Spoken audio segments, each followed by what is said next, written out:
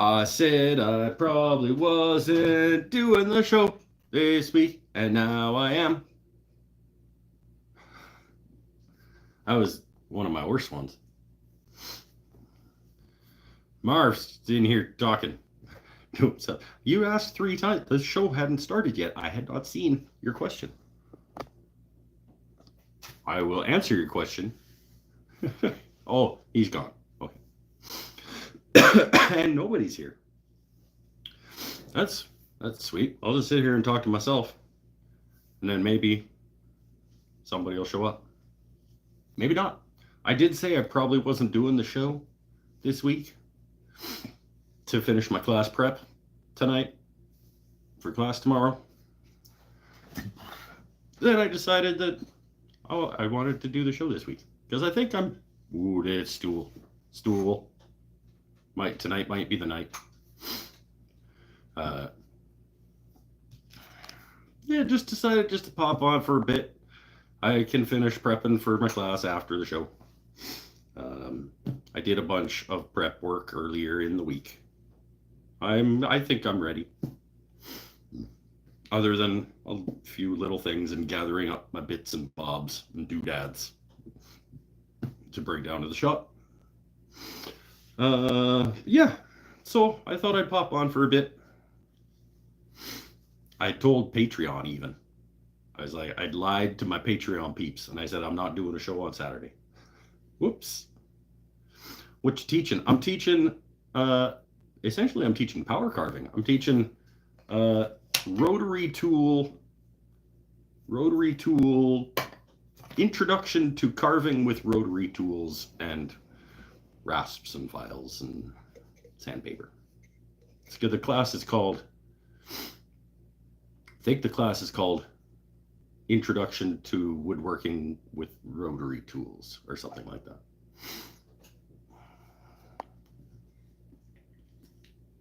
I'm teaching Dremels, basically. I'm teaching Dremels. We're making little necklace pendants. You remember a while ago? This guy that I made? Yeah, and that was my first ever practice one in preparation of putting on this class. So that's tomorrow. We'll see how it goes. I've said it before, I will say it again. All you need to be able to do to teach is know more than the people that you're teaching about the subject and be able to get that information across.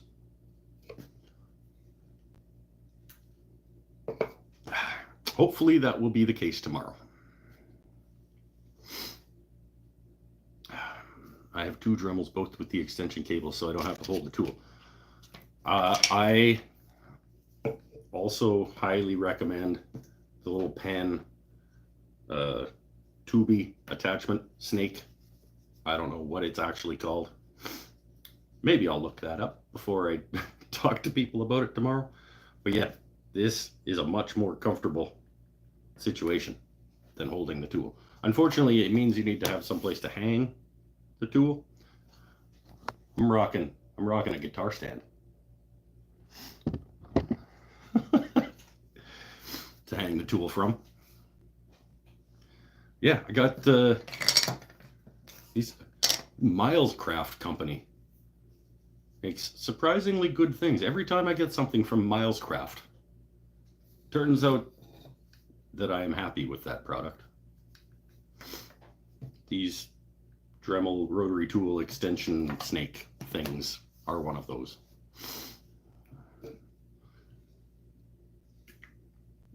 Built my first guitar using a Dremel. Didn't have a router at the time. Oh, nice. Yeah. Did you get the little plunge bass kit with the Dremel? Because essentially the Dremel is a router. It's a spinny cutty.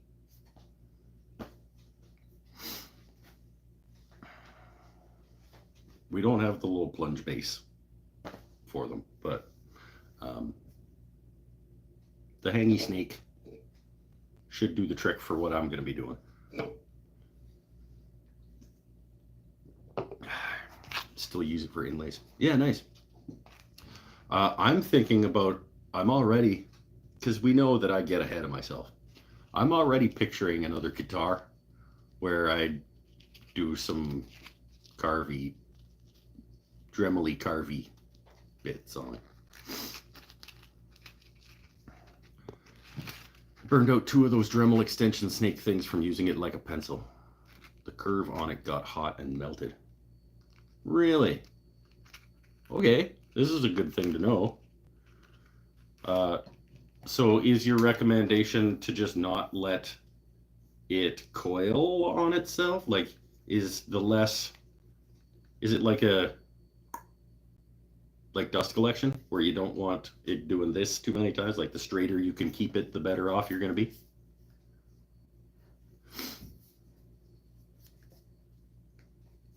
You guys are helping me teach tomorrow.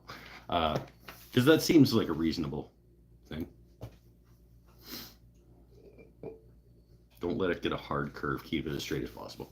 I imagine I could kind of guess that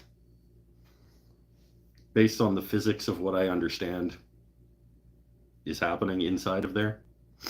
You would not want it, because essentially you've attached a bit into the spinny part of the Dremel, but that bit is actually just a long snake that rides inside this thing and then spins at this end. So it's spinning throughout this whole dealie to transfer that energy down here to now spin down here. So yeah, you would want it rubbing too much for too long on any sort of hard curves on there. Yeah, makes sense.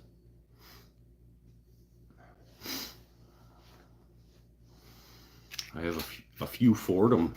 Ooh, look at you, Mister. I got a couple of Fordhams. Much more versatility, buffing and grinding. Mr. Fancy Pants with his Fordhams.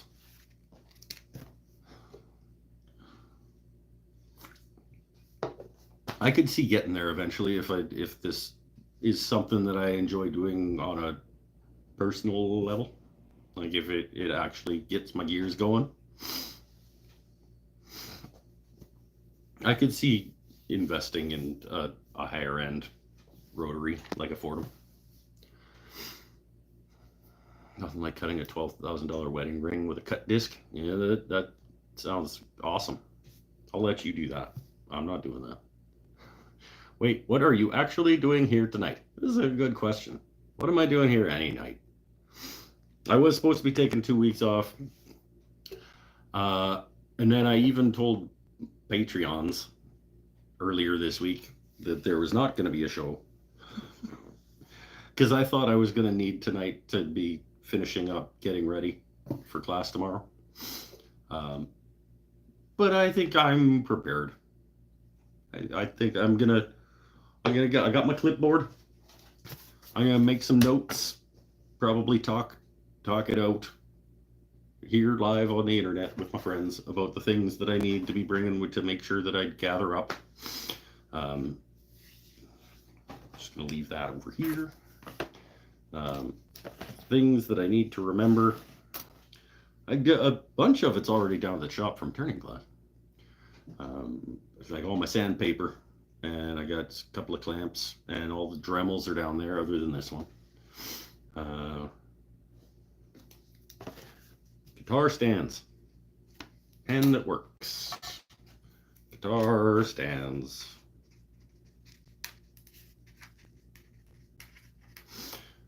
For hanging my Dremel, my Dremels. Because we have a couple of those hooks that come with some rotary tools, but they are kind of crap and they only clamp to the edge of a table. So I'm going to bring a couple of guitar stands as well to have up on the work surface to hang tools from.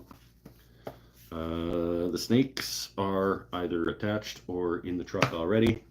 Sandpaper's already down there. All my carving bits. Carving bits. I'm also gonna bring my drill press down so that, because why? If you're going all the way through, why not hog away a bunch of that with like a 1/4 inch Forstner bit before you get in there with your Dremel tool? So drill press is coming down to the shop. And drill press slash bits. Got some clamps, got some, my sandpaper's down there still. I have many pieces of wood. Pieces of wood. Part of what the class is about is really getting into the fundamentals, going back to the fundamentals of what it is like to work with wood and things you need to consider in terms of grain direction and orientation in relation to the spinning of the tool that is making contact, or the blade presentation in relation to the bit, and how when things are turning this way and the grain is facing that way, it wants to pull grain this way, so you should have it going this way, so that, and etc. etc. So I have some different samples of wood that people can get a feel for grain direction and things like that. I have some laminations of wood, because if we're making something like this, if we have one piece of wood with the grain direction going this way, then it's going to be weak in these areas. If we're doing it in a piece of wood with the grain direction going in this direction, it's going to be weak in these areas. So you make a lamination of wood, cross lamination, so that it is not going to just snap apart in those areas. So I have a bunch of those made up. That's what the thumbnail was about. Let's have a look. Last night, that's why I'm still in clamps, I was resawing and gluing up blanks of cherry and sapele to make some cross grain lamination dealies. So we've got a cherry with the grain going this way, on a sapele with the grain going this way, and I'll cut these apart and have some of those. And then I've got a bunch of just hunks of just a 1/4 inch-ish cherry. I've got some strips of 1/4 inch. I got sapele, Meranti. I've got some alder over there. I've got, yeah.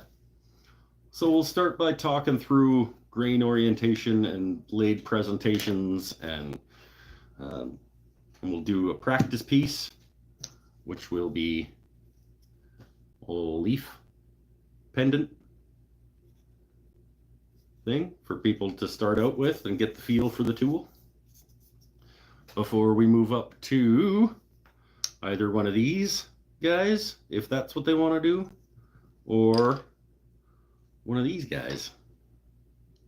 This is it's simpler, more straightforward, but it's got some intricacy to it. It's got some, so this will be number 2. We'll all work together on little leaves and get a feel for the tool and stuff, and then you get to pick which of these designs you want to move on to, and hopefully between the lecture section, I guess, for lack of a better term, and the safety discussion and how the tool works and all that stuff, and the leaf, and then number 2, hopefully we can get people through it in 3 hours.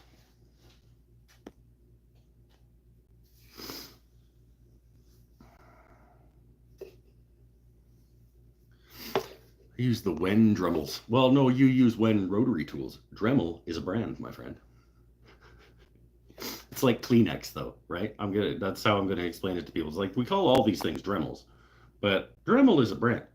It's just become like Kleenex. Like my Mastercraft rotary tool, people will call it a Mastercraft Dremel. It's not. But yeah, I understand. Wasn't great. If I'm gonna burn them up, might as well use cheap ones. Yep. Yeah. My problem with these types of tools is the different bits are not very sturdy and break too easily. I have yet to discover that fact, I believe you. I'm happy with these saber tooths so far. I mean, I obviously haven't been using them long enough to know whether or not the longevity is there. But their carving capabilities are fantastic, especially in relation to the little diamond tipped guys. And that's part of what we're going to do is we're going to play with the different types of bits and discover which ones do better in which directions and what you like the feel of, etc., etc. But yeah, the cheap carving burrs and the little diamond tipped ones don't think are really fit for purpose so much for what we're doing. I should do a shop stool class next. I should do punch Paul Waldrop in the throat next class. Yeah, it's a how to punch your friends in the throat class. Follow along with the instructor as he punches his friends in the throat. And learn how you too can punch your friends in the throat.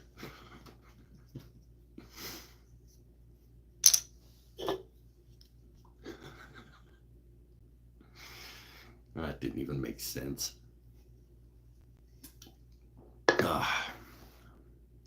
It's a good joke. Yours, not mine. Yeah. Oh, guitar stands, carving bits, drill press, and bits, pieces of wood. Sandpaper's down there. I don't need a ton of stuff for this class. The Starbond / accelerator.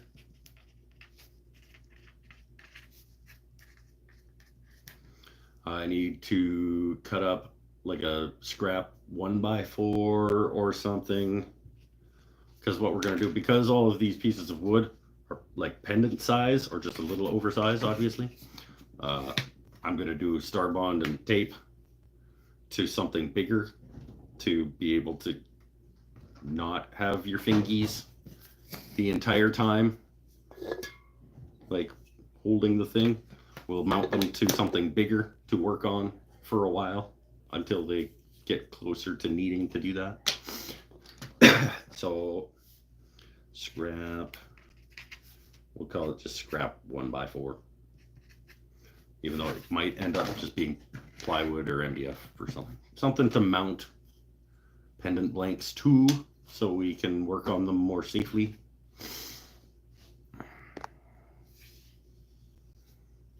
Actually used the Wen rotary tool to carve the inside of the horns on my GGBO build.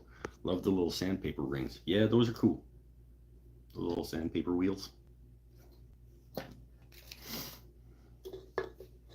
Gonna bring my custom liquid wax. Custom liquid wax. Because unfortunately, I do not have any of the custom rotary tool polish. Don't know what exactly it's called, but it's a specific custom grit made for application using rotary tools. And I'm going to be getting some of that in my next order from Scotty McScotterson, but I don't have any yet. So we'll just do liquid wax and buffing wheels.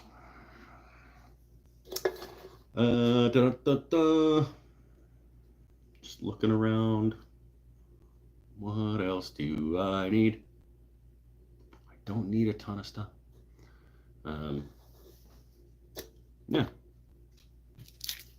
I'm gonna keep just working on these ones while we're hanging out. My example ones. It's gonna be riveting for you guys. We'll hang out. You know, you hang out as long as you want while I'm sanding little pendants as the examples.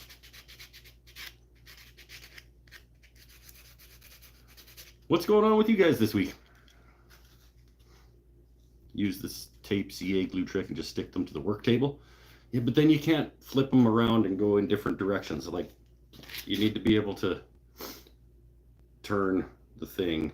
So like just a little 1x4 platform thing that you can hold further away from the spinny bit and still like rotate and stuff.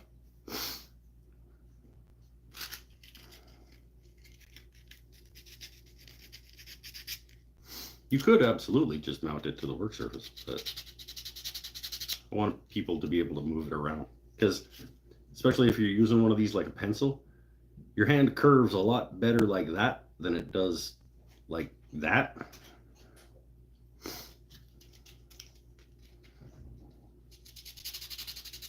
you want to be able to flip things around. Trying to figure out how to dye the back of a pine guitar without it getting splotchy. I have heard tell, I've not ever done this, but I have heard like a seal coat of something like shellac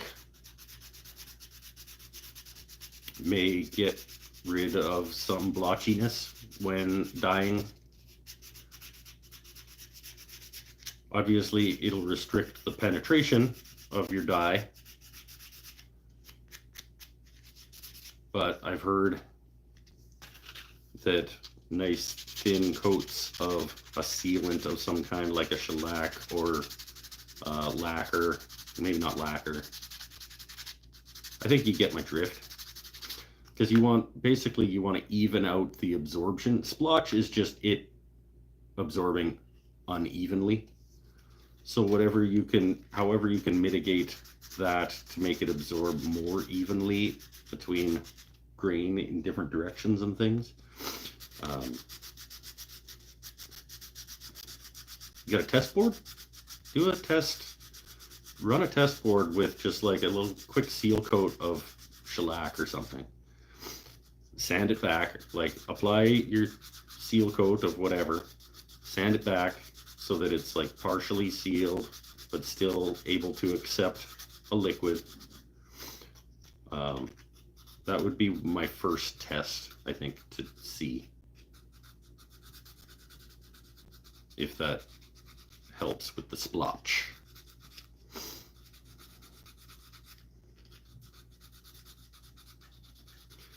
What conditioner? I use, I was gonna come up with a joke and say, like, I don't use conditioner, I use Head and Shoulders, it's an all-in-one, but I don't use conditioner. You talk about wood conditioner? Yeah, it's essentially, I think wood conditioner is essentially just some kind of sealant. I don't know what the formulation is for it.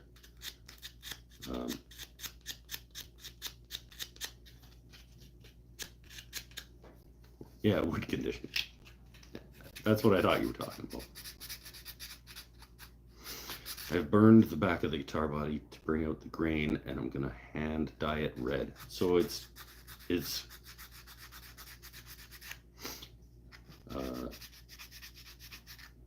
not Shushugi band. It's the wrong term. It's Yakasugi'd. You have Yakasugi'd the back of your guitar. Too many people call it Shushugi band. You Yakasugi'd it, and now you want to dye it.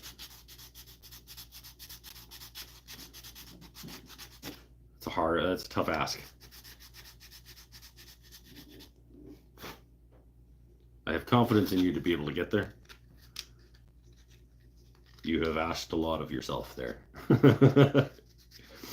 If you Shushugi it, or if you Yakasugi'd it,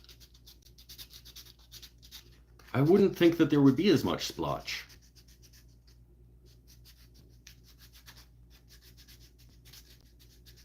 Or if there was, you might not notice it as much.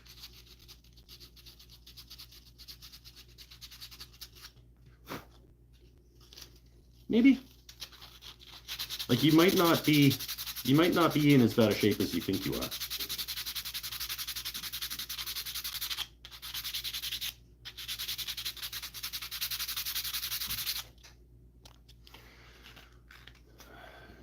Supposed to even out the core, yeah. That's the idea.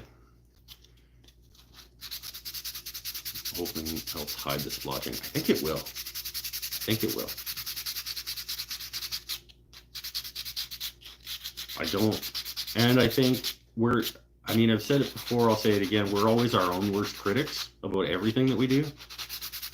So I think even if you see the splotching, because you're looking for it, I think it's one of those things that maybe nobody else will if you don't point it out. Because there's going to be enough going on in it that a little bit of pine splotch.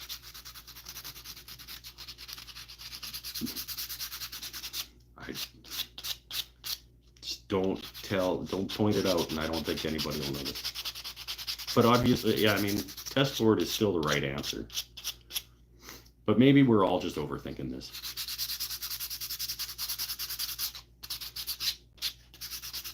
Because it's what we do.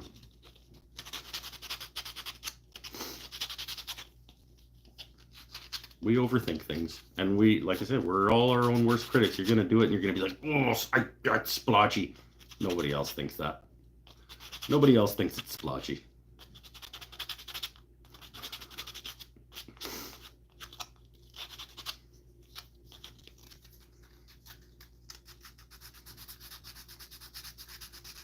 Nobody else notices the little bit of chip out that happened on the edge of a thing. And if they do, you know what? That's what tells them that it's a handmade artisan boutique. One of a kind, made by an artisan piece of something. It didn't come out of a factory somewhere.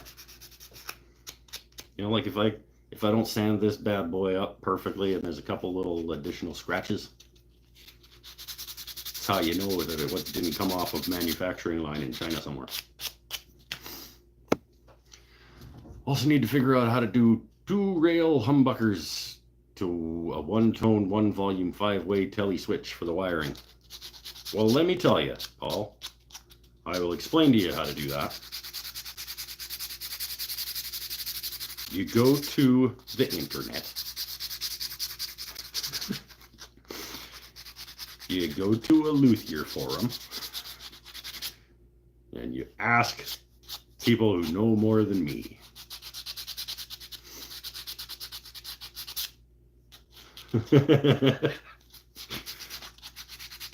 I'm in a really good luthier group. It seems like a really good luthier group. I haven't made use of it, but the information in there seems good. Pretty good luthier group on Reddit, actually. Pretty relatively supportive of each other and helpful.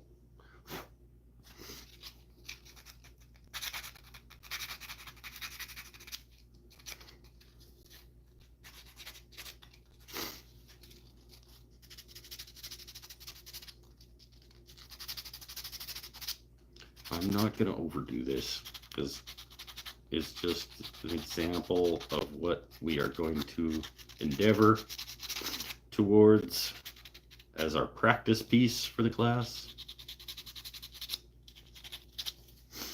That's 220. We'll do a quick 400. Whoa, hello. Because building tellies is not for the faint of heart. It's true. It's true. They're extremely complicated ordeals. What is he sanding? A small, good one, Paul. Yeah, that is. Paul is correct. I am sanding a very small piece of wood. Is it annoying? Is the the sanding is closer to the microphone than me, so maybe that's super annoying. It's not annoying me. If it's annoying you guys, let me know. I can stop. I just kind of want to get some oil on this so we can look and see together. No more annoying than normal. Hey-o! Beer.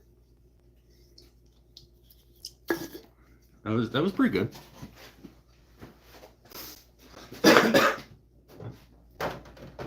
That was one of your better ones, Paul. You're going to have to fill in, not in terms of moderating. We're going to just hope that you don't get weirdos that need moderating. But you have to fill in for Pinnell in terms of his smartassery. Because he is on a flight to the Caribbean.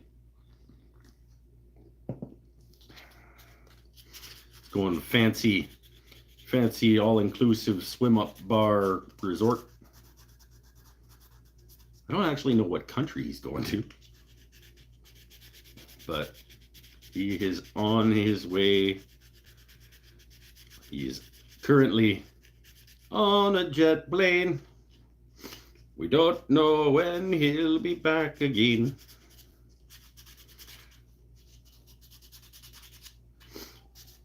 On his way to a resort down in the Caribbean. See that bored? I am that bored. No, I want to get these done. These are the example pieces that I'm teaching tomorrow down at the shop. Introduction to carving with rotary tools. And my example pieces should probably be finished before I get there. Probably best practice. If you're teaching a class, the thing that you're going to have people working on, and if you're going to have an example of it there, it should probably be done.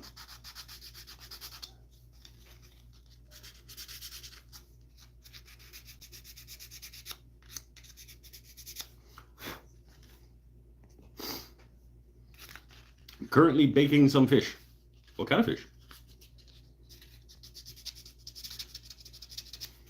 Stayed at a resort in Bali with a swim-up bar. Yeah, nice. I've never been. I've never been fancy pants enough to do an all-inclusive anything. Well, and I'm not allowed in a lot of countries, so I would probably not spend the money on it. I might spend on an all-inclusive. Wouldn't probably have a swim-up bar, maybe, in Canada. See, if Pinnell was here, I would have him research on the spot for us. All-inclusive resort, Canada, swim-up bar. See if there's somewhere I could go.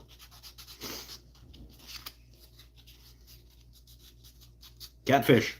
I don't think I've ever had catfish. I've had crawfish. Not the same thing. Rebel Moon Part 3 came out. It is difficult to watch.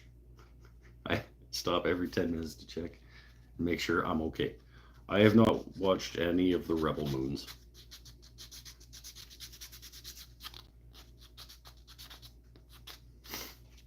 Is that in a good way or in a bad way? Matt? Is it like stopping every 10 minutes because good?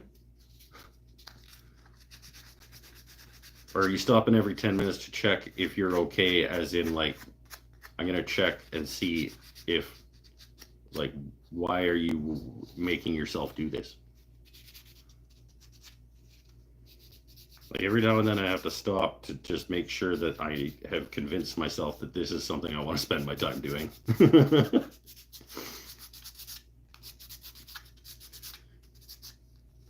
You re-talk yourself into spending this time in this manner.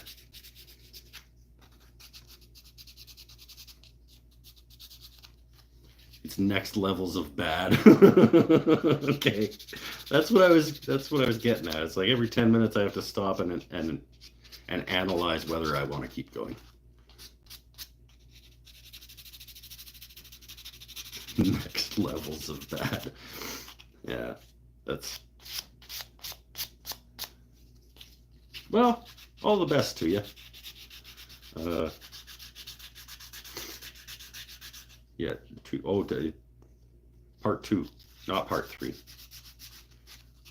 Maybe there won't be a part 3 if part 2 is next levels of bad. I didn't see part 1, so I cannot speak to that. There we go. I'm going to finish up this guy at 400. We'll get some custom liquid wax. Doesn't work as well. It's not as good a song as the custom high-speed crayon song. But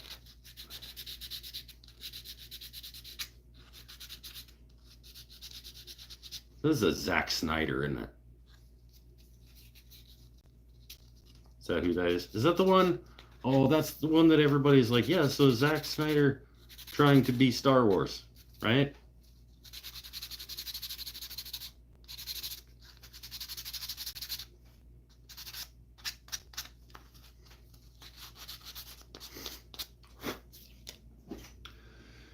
Let's get some. Oh, it's right there.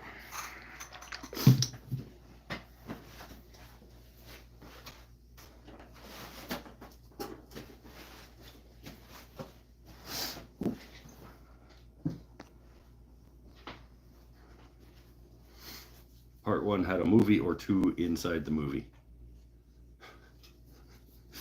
To be fair, some of the Star Warses these days do that too.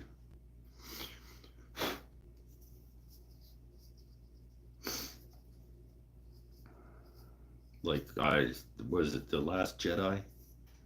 Or the Last Jedi was absolute garbage in terms of Star Wars films. For that, and that was part of the reason, is because they were just like, there was just a totally separate movie inside the movie that didn't have any sort of connection or reasoning at all.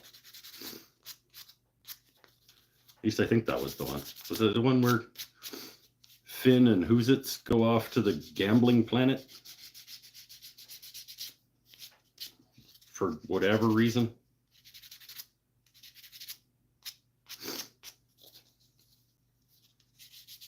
Finn and Hoozits. That's how important I felt like she was. Her name has become Hoozits.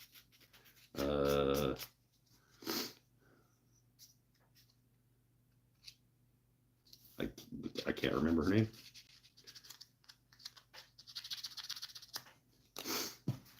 Anyway, let's oil this bad boy.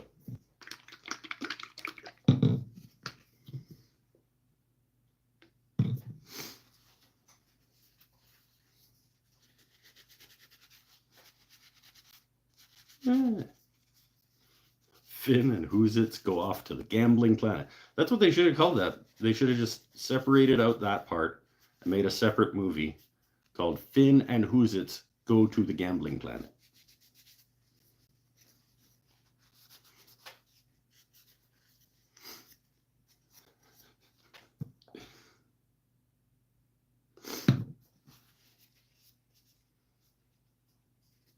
And then they could have expanded it and made it actually mean something or have a reason. There's a script for a Star Wars movie. Oh, okay. How did he get it?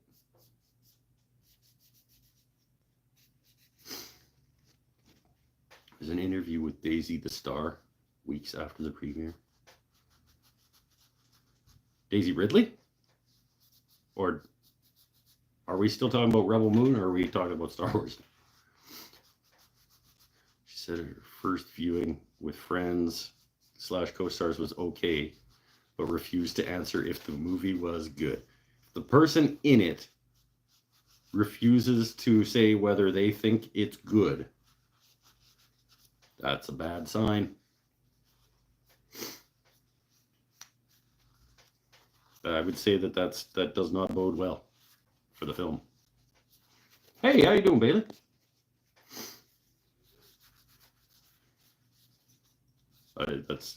That's not good.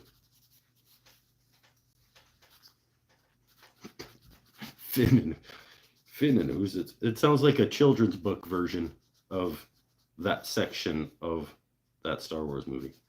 Finn and Hoozits go to the gambling planet. And it's like an illustrated. Like each page is like a paragraph. And then you're reading it to your child, like showing them the pictures. Finn and Hoozits go to the gambling planet. Yeah, that's pretty okay. that'll be a nice warm-up piece for people to get sort of the general idea of how hand carving with Dremels works in terms of the different directions, getting different results.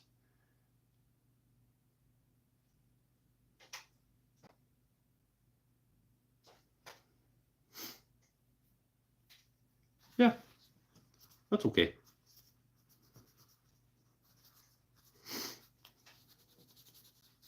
Especially once it gets nice and buffed.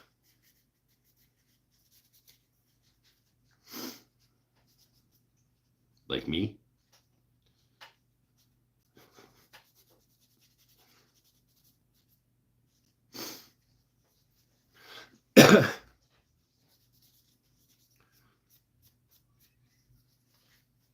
Oh, gotta change it to live chat just in case I'm missing anything.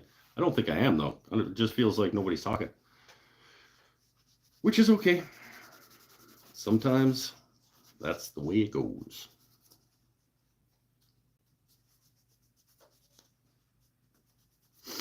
Yeah, I'm pretty okay with that. That's a decent result.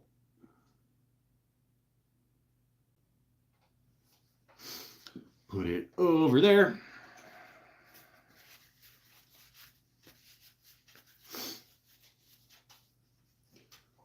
Oh, silence is golden.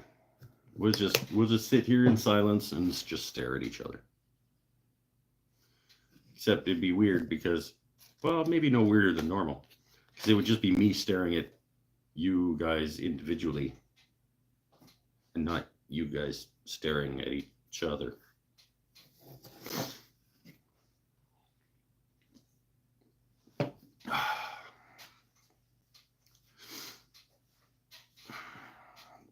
I am going to try to keep the show to a normal human being length tonight, because I do want to at least gather up my things and not worry about forgetting something and then going to the shop and then having to run home to get something like right before the class, like people start showing up.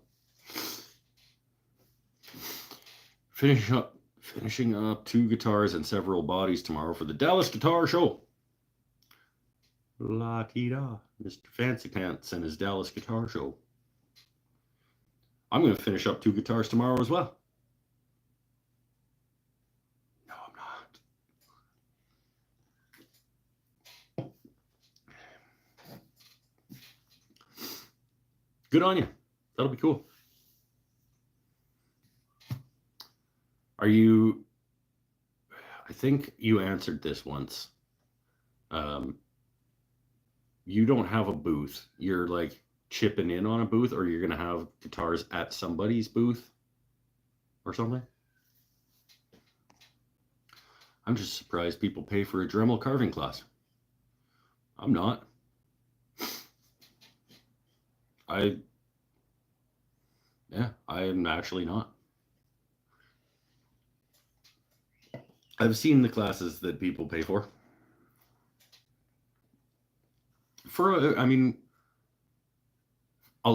lot of the people who pay for some of our classes, for a lot of people who pay for a lot of our classes, actually, it's more about like the experience and joining a group of people to do a thing together and that kind of thing. Oh, Pinnell did show up. He is. Are you still on the airplane? Have you landed at your Caribbean Fancy Pants resort? Gonna have them at a regular guild booth. Okay. Not a dig on you, just surprised that's a thing. Don't be. People pay for all kinds of classes. People pay for yoga classes. Literally, like, they pay somebody to go into a hot ass room that smells like shit and sweat. Well, it doesn't have, like, not sweat. There's a stanky ass, sweaty, hot room to stretch. They pay other people to let them go stretch in a hot, sweaty, muggy room.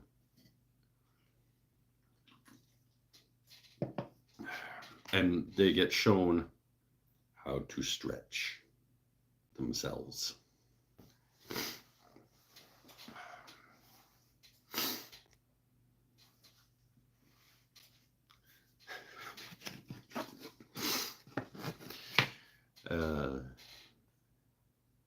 I've been dogging him a bit in your absence. Mike mocks yoga. Probably change his life if he did it. I mock lots of things that would probably change my life if I did it. I mock vegetables. But I mean, let's be real. If people pay to get shown how to stretch in a hot, sweaty room, they should pay to learn how to carve wood with a Dremel. Or it's not unreasonable to think that some people might pay money to learn how to carve with a Dremel when some people pay to be shown how to stretch in a hot, sweaty room. I'm at my Caribbean Fancy Pants Resort. Don't give the name of this one away. It's called the Best Western.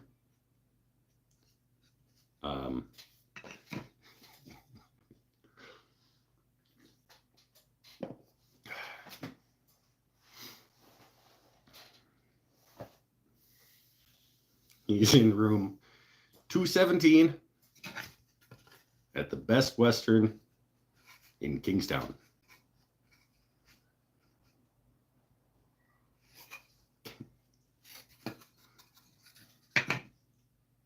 Best Western Punta Cana. Sorry. Room 217, Best Western Punta Cana. Best swim up bar in the entire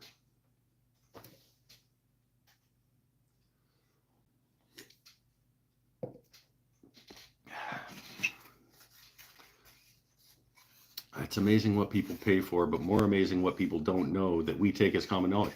This is exactly it, Eric. Like, we think it's weird that somebody would pay to learn carving tools, but I guarantee you I'm going to talk to people about the way that wood comes out of a log, and they're going to be blown away. They're going to be like, when we're talking about grain directions and approaching the board in certain directions. There are gonna be people in this class. There's only 4 people in the class. Guarantee one of them doesn't know that the higher the number in terms of sandpaper, the higher the number, the smoother you get. Like you start at low numbers and get higher because that makes it smoother and smoother and smoother. There is going to be at least one of the 4 people in this class that don't know that.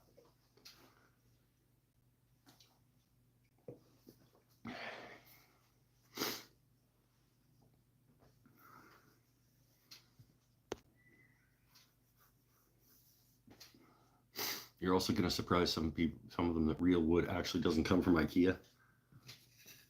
I get the joke. I think you're wrong. I think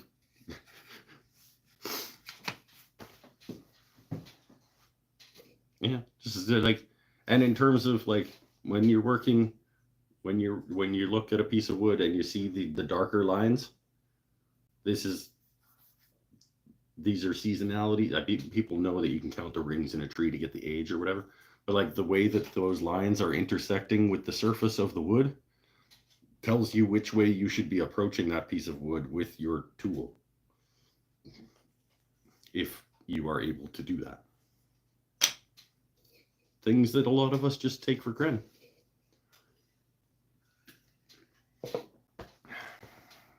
Oh, for those of you that are not on either Patreon or Instagram, I think, are the 2 places that I put it. I started making my shield, my Hylian shield. I didn't get too far, but I have started my Paduk Hylian shield.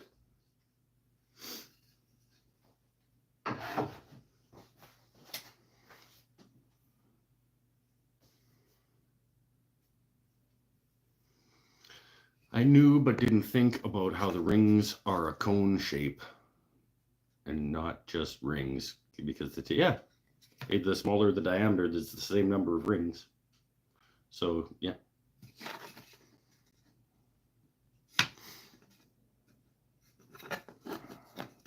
If only we could figure out how to institute grain lines in people so we know how to approach them. I am not going to comment on some of the ways that we can. You're right. It would be nice to just be able to look at a. Sometimes you can look at a person and just know how to approach them or whether or not to approach them. But that's being judgmental, and I don't encourage that. I don't like being judgy.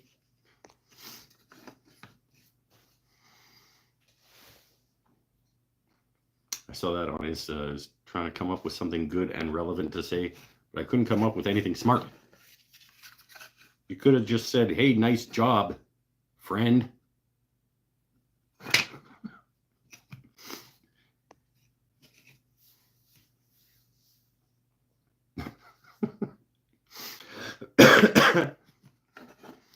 Paduke pissed me off. I can understand that. I don't even need to read the rest of that, and I can understand that. Used it in furniture on my porch, and now it's just brown now. Mm-hmm. It could do that. It could also go burgundy. I'm Ron Burgundy. It could, yeah. You don't know what any colored woods are gonna do over time. Most of them will come into some sort of brownish situation. The thing I like about working with Paduke, not like appearance aside, the thing that I like about working with it is that it's almost self-lubricating. Like, because it's like super oily, I don't know if that's the right terminology for it, but it's got extractives in it that like make it easier to work with than you would think based on how hard it is, if that makes sense.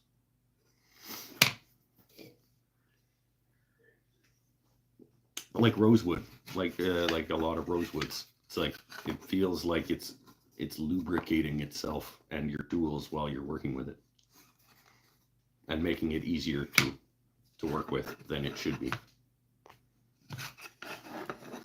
Nice job, friend. Thanks, Tim.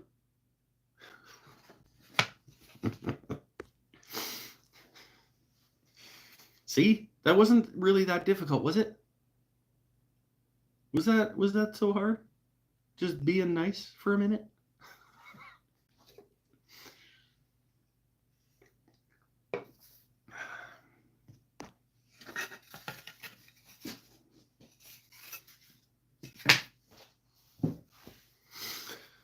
Oh. Then next week I'm off from the show for sure. One of the reasons that today is existing is because I didn't really want to take 2 weeks off. And I didn't really want to do a random Monday show to not be 2 weeks off.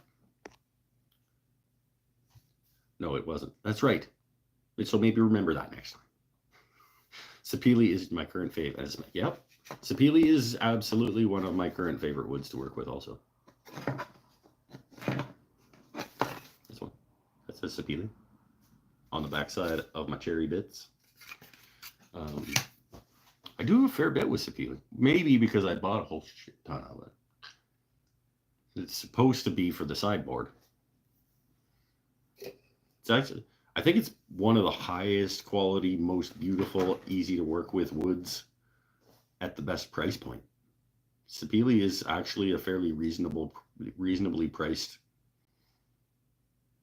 beautiful, rich, lustrous wood. That day is not this day. Whoa, hold on. Oh, I dream for the day when I could say "nice job, friend" on a shop stool build. I like having built the anticipation of that. Duke, Bacodi, and Coca-Cola. I haven't done too much with 2 of those. Duke's good. Duke's a good wood. It's a little. It makes things pink.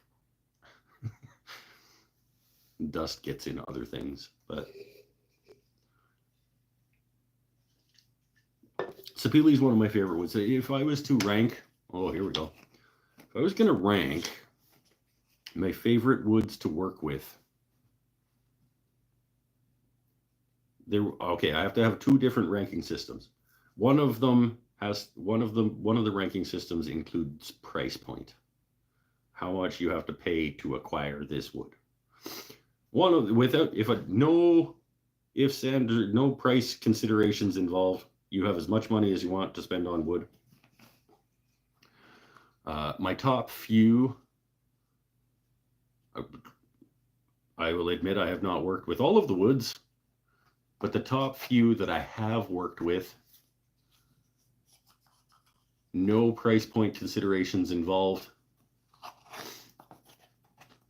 I would say, oh, that's pretty, but no. American Black Walnut. American Black Walnut has to be, even not considering price, has to be my favorite wood to work with.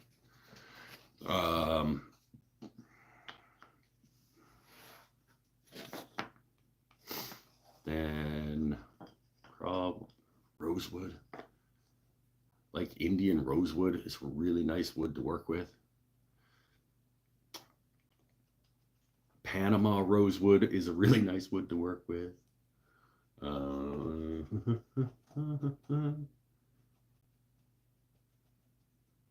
If it weren't for the horrendous smell of it, what's that called? Peruvian walnut? Nogal, I believe. If it weren't for the smell of it,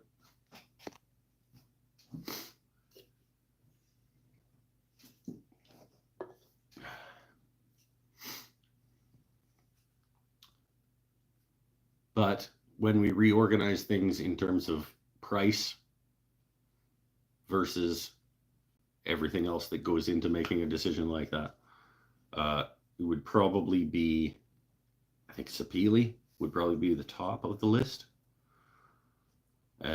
Cherry.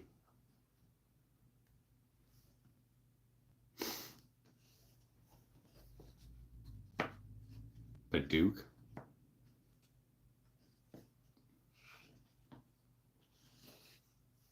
I think Padauk is probably cheaper per board foot than black walnut. And then walnut, even though it's expensive. Those two might be interchangeable in that list.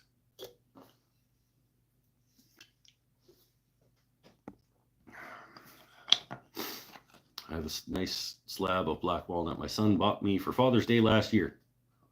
Why is it not a Telecaster? I made a Wenge neck for a custom build I'm working on. Turned out nice, but it was a plain pain to work with. I have used a little bit of Wenge, nothing big.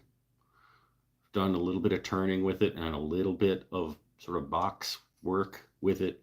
And I agree, it is splintery, and I also found it somewhat dusty. But like a dusty splintery, like a splintery dusty in a weird way.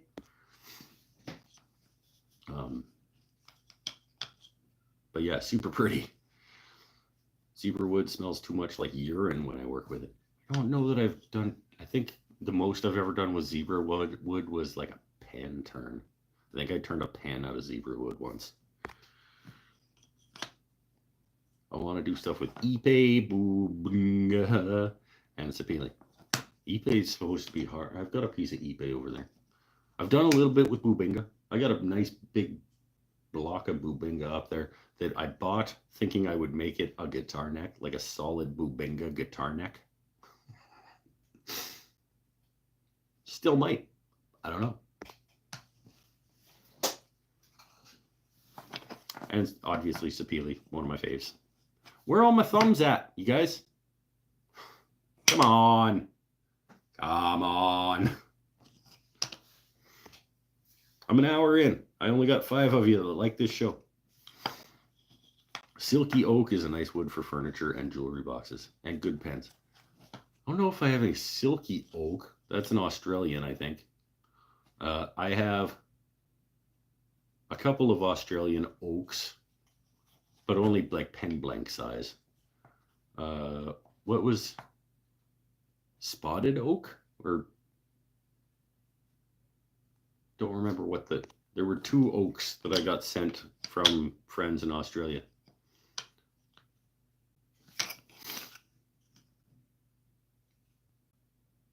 Polka dot oak or something? I don't remember.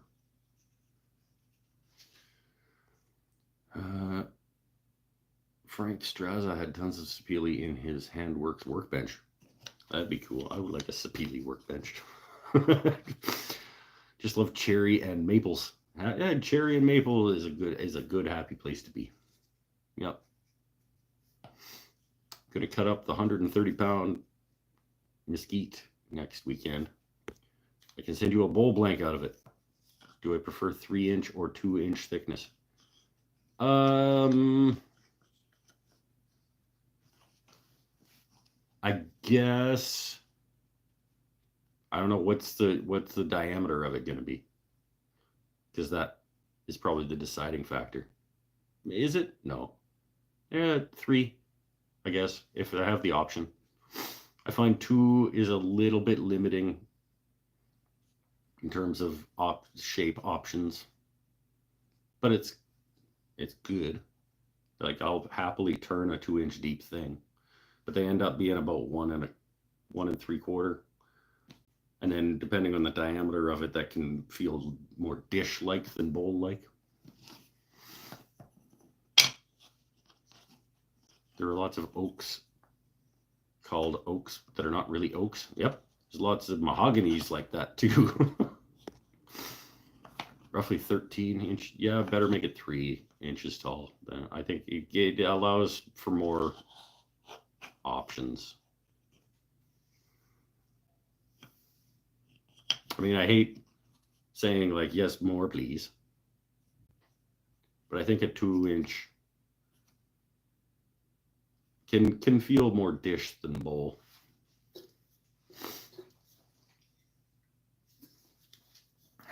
Beer and smoke if it's not too bright out when I open the door. Oh, even if it is, I'm probably going to do it.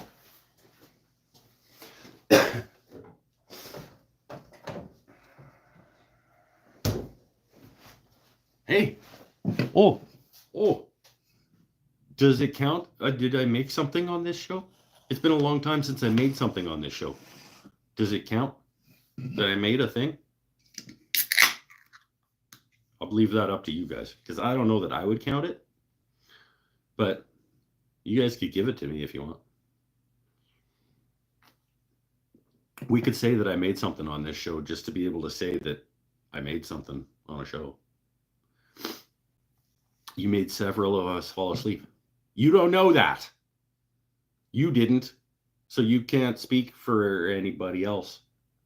It can, and you didn't fall asleep, so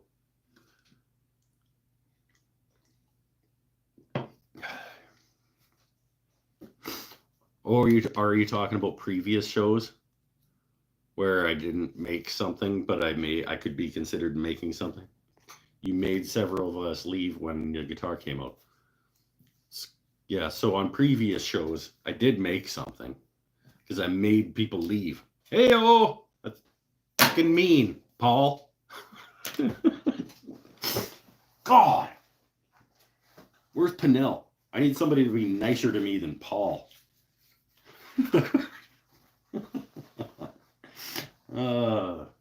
Good stuff. Oh, brightness. Ugh. Brightness. Nadia's here. Hello. Oh, that's terrible. That's terrible. I don't want that. Nadia, Paul was mean to me, like just now before he got here.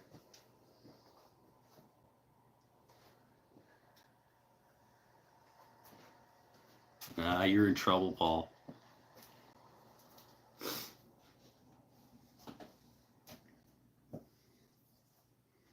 You missed all the talk about the class tomorrow.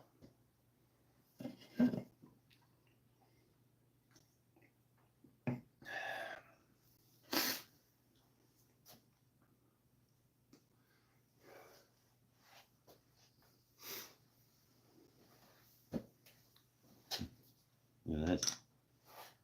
I'll show it when the light's better. Did you do something to deserve it? No, I didn't. I said I made something on the show. It's about time that I made something on the show. And Paul said, "Oh, you make stuff on the show all the time. You make people leave when you pick up a guitar. You make people fall asleep."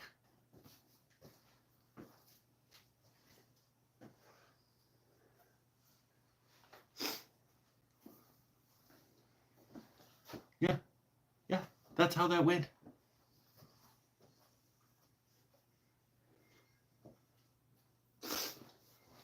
You're getting me in trouble, Paul.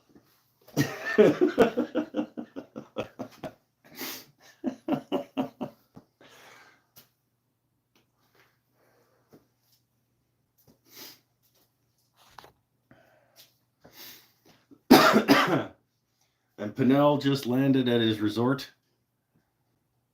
down in the Caribbean.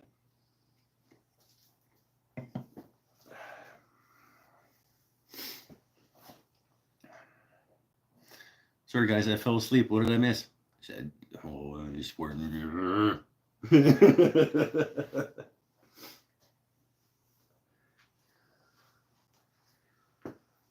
You missed so much good information and educational opportunities and entertainment and friendship.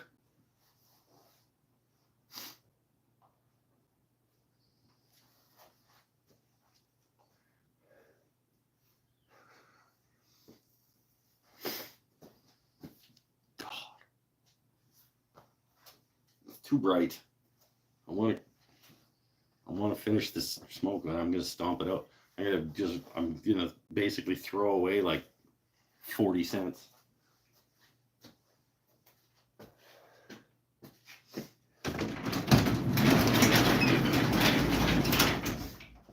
It's basically throw away 40 cents because I can't deal with that much light.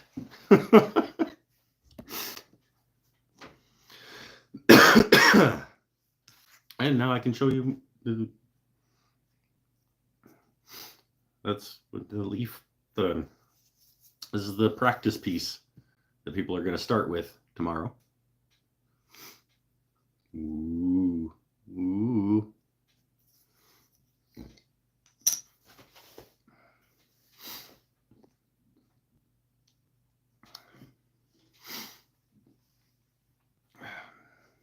Of course, his shop stool is about to do that.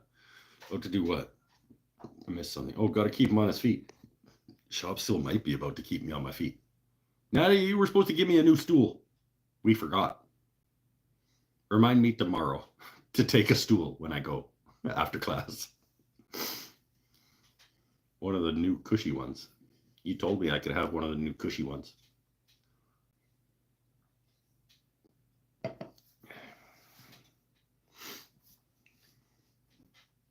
You guys remember that, right?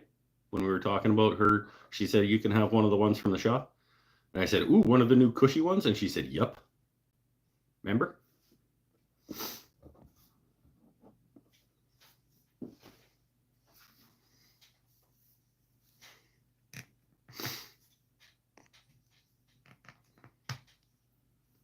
Did not. That's how the conversation went. It's on YouTube. Like, it was something pretty close to that. Like, I'm paraphrasing, but it was pretty close to that. And we talked about the one that tried to go up my bum hole. And then we settled on the new cushy one.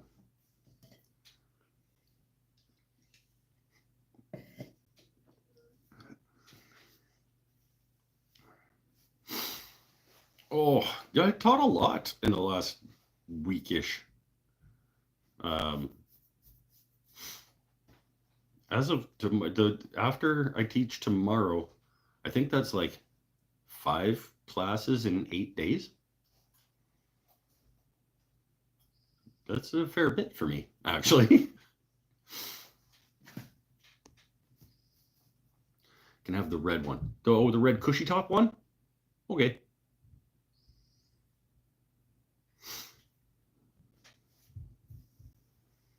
Oh, is that the. I almost. No, I'm not going to say it. Working on getting my first ever passport. They are proud of those things. Do you not. Wait. Do you not have a passport when you're in the U.S. military?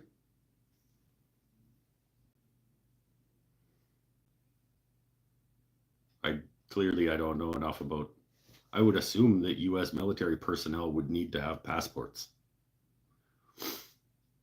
Or is it a different thing? It's not a passport, but it does the same thing.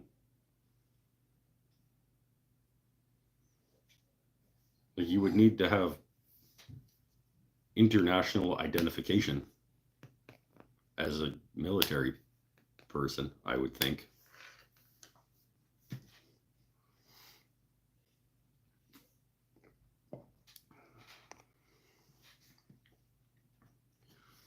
A military ID. So that counts. That counts. That. But now you're not military, so you need a passport instead. You're not active military, so now you need to replace your military ID with a passport.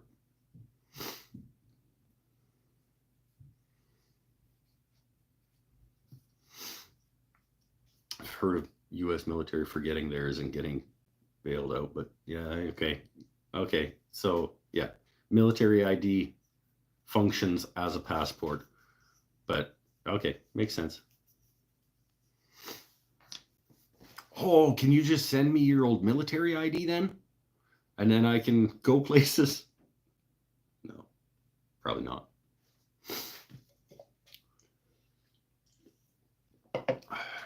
Feels like we don't look similar enough.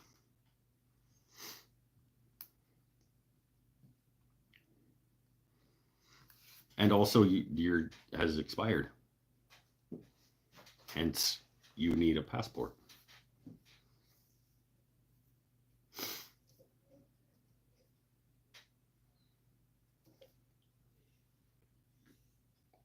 I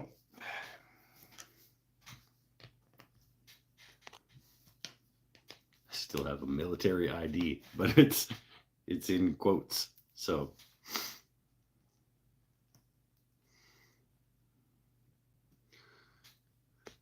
I said it before, but after enough time, the chance of expungement stuff is greater. Not sure if that's a word. Might be.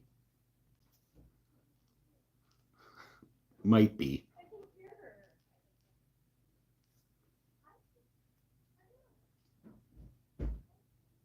Not convinced. Sean McGill's here. I'd fooled you, Sean. I said on Patreon and a no show this week. Was it Tuesday or something? I lied. I don't like lying to my Patreons. It was an accident. In fact, Nadia kind of talked me into it. Today at work, she's like, "Are you doing a show tonight?" I was like, "Nah, I don't think I am actually." She's like, "Come on."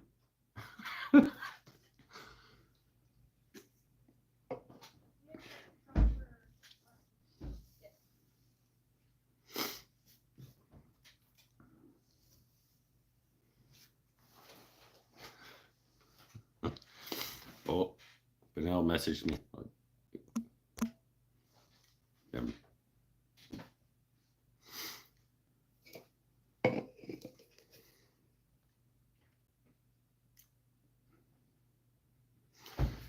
My Virginia ID, I'm assuming VA, still gets me on base. Actually, that might not be Virginia. In that, is that Veterans Affairs? Commissioning privilege and free medical if you choose. Okay, I'll be honest. I open YouTube. I see wooden things and stuff. I watch wooden things and stuff. That a guy. That's not how that went. It was pretty close. It was something like that. I mean, I'm paraphrasing.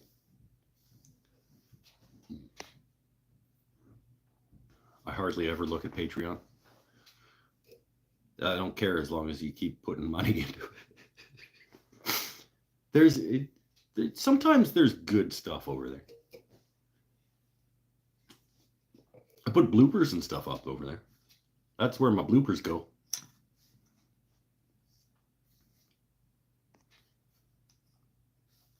I just appreciate that you don't look at your bank account at the end of every month and go like, what was this? Why am I giving? Why is that coming out?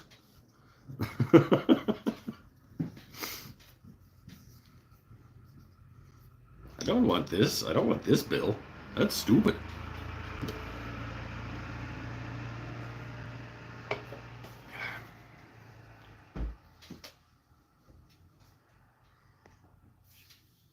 Commissary is grub? Question mark. Free food. Commissary. I don't think it's free grub, is it? You still gotta pay for it. Probably cheap though. Buy groceries and stuff and pay no tax on it. Okay. So it's like a duty-free store for military people.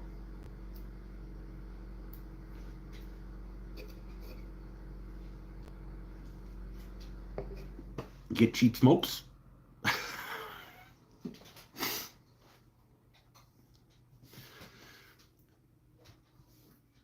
Amazon Prime is $140 a year. $13 a month is brutal. Not worth it for how I used it. 140 13. Oh, we're talking about bills. Yeah.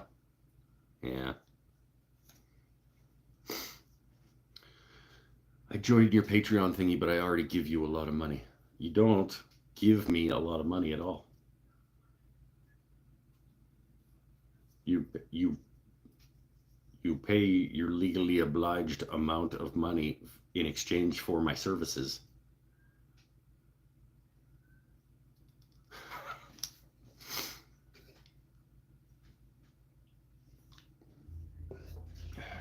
If you ever just feel like you could just give me money for no reason, and I'd be like, thanks for the money, friend.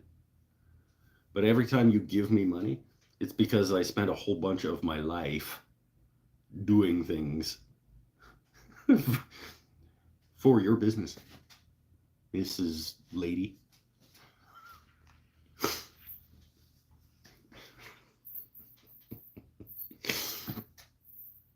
No tax on anything on the base. Cheap smokes.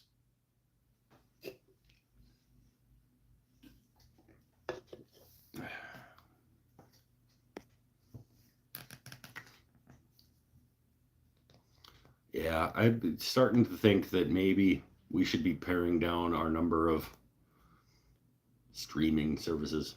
Unfortunately, it's basically become like cable.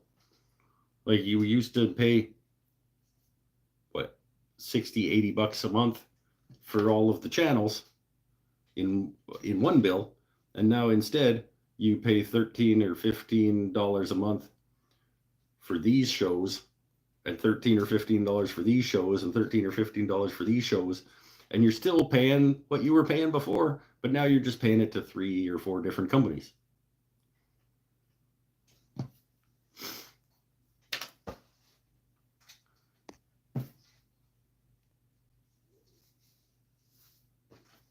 Old man shakes fist at cloud.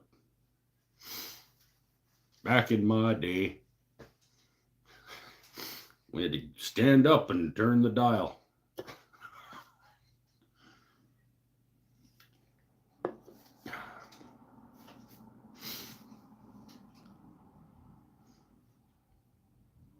Advancement. Advanced progress.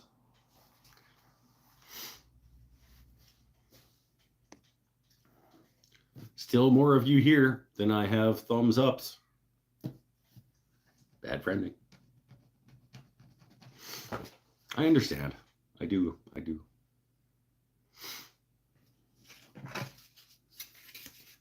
Cherry sapili. Leaves, maybe? Cherry on one side, sapili on the other side. Leaf. That could be cool. It's dusty. Their Dremel carving is dusty.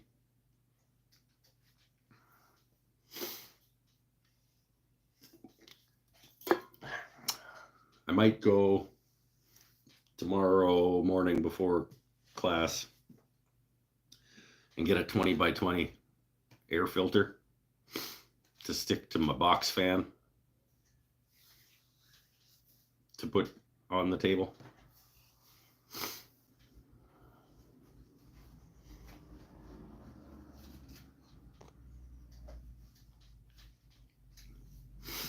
Make a mushroom pendant. I could probably make a mushroom pendant.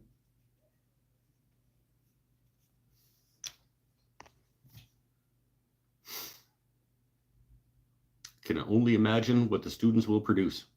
That's right, you can only imagine it. Going to have fantastic instruction from a professional. They're going to produce amazing works of art. Beer.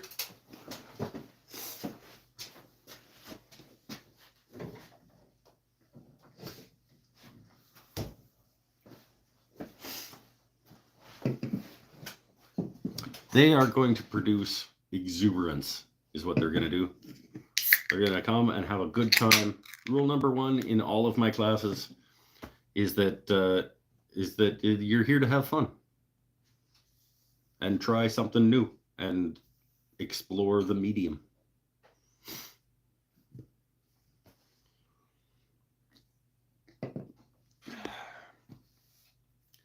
So Nadia is teaching the class.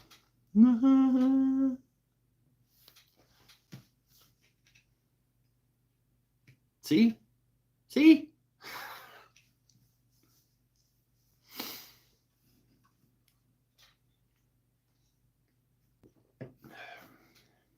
Taught Nadia how to use a lathe last week. Nadia took my turning class on Sunday last week and made herself a beautiful pen.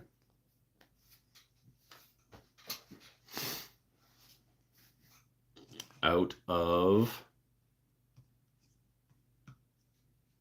walnut, I think. Walnut with copper hardware, I think.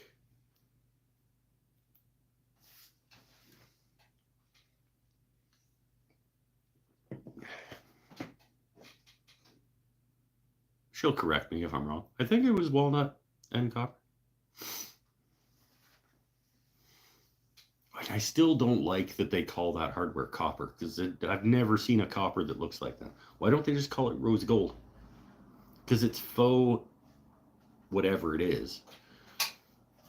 So I don't think by calling it, like, there's no difference between calling it copper and rose gold when it's neither of those things. It's actually like probably aluminum or something. Some kind of alloy.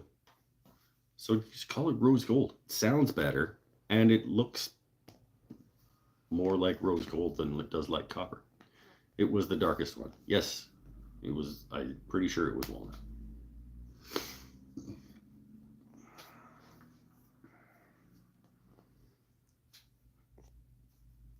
I went to an artist market today. A wood turner made a bird bath about 4 inches tall, and his wife epoxy filled the bath part with a few decorative small rocks in the bottom. Small bird on the edge. Hey, sweet. That's cool. A little mini bird bath with a little mini bird perched on the edge of it. Shiny bronze. I do have some bronze hardware in the maple leaf I believe. I have some bronze.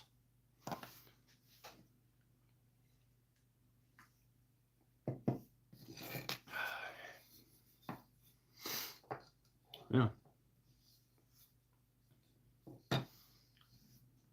And gotta say, not to toot my own horn and whatnot, but like the first thing that Nadia said after the class was, wow, that's so much fun. I want to make more stuff now.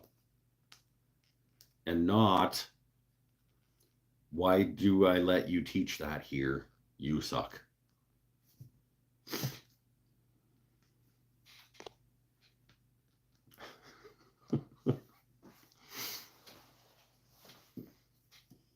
Which were really the two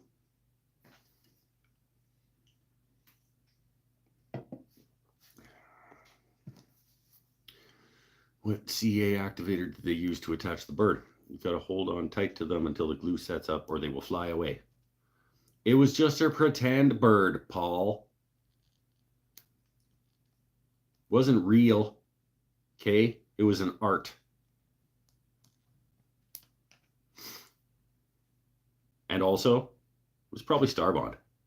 Because, I don't know if you know this or not, but Starbond is the premier cyanoacrylate glue. If you don't believe me, there's a link down below that you can order some and try it for yourself to prove me right.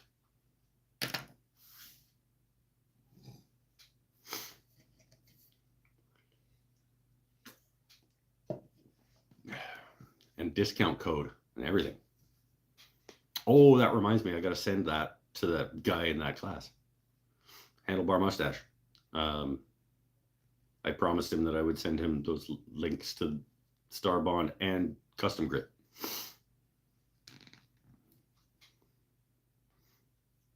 If only there was a discount code. It was pretty cool. I got a little bored listening to you talk about your wood, but everything else was very interesting. I used some Starbond yesterday. I helped son build a bucket mousetrap. That a guy.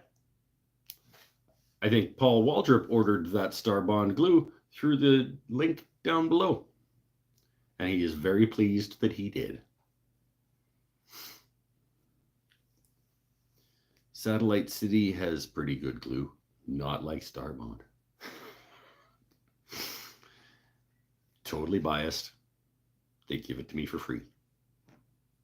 But happily and completely honestly admit that it is the best cyanoacrylate glue that I have personally ever used. I have not used all of the CA glues, but it's the best one that I have used.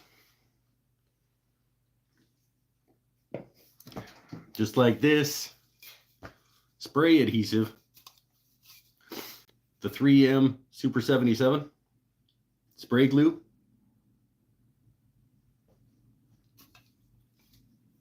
No connection whatsoever to 3M. This is the best spray adhesive that I have ever used.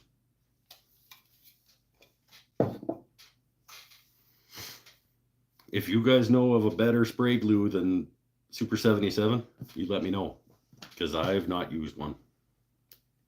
And I have no connection with 3M or any distributor of Super 77.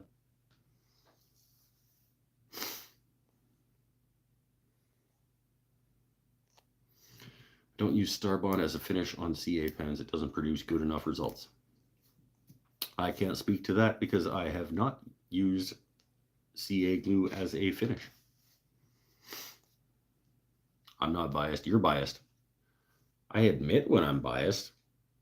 So at least there's that.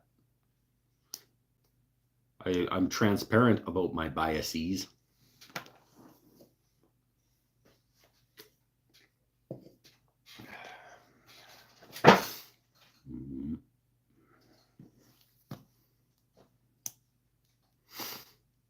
I was actually going to record a video about how Super 77 is my favorite spray glue. And that would be all it would be.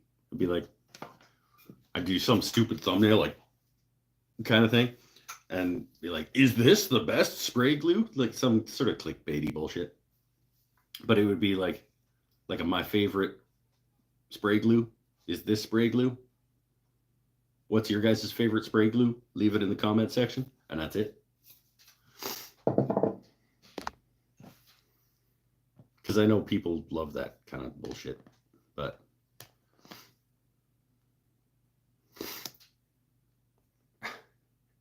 I have a great video of you talking about the polishing compound.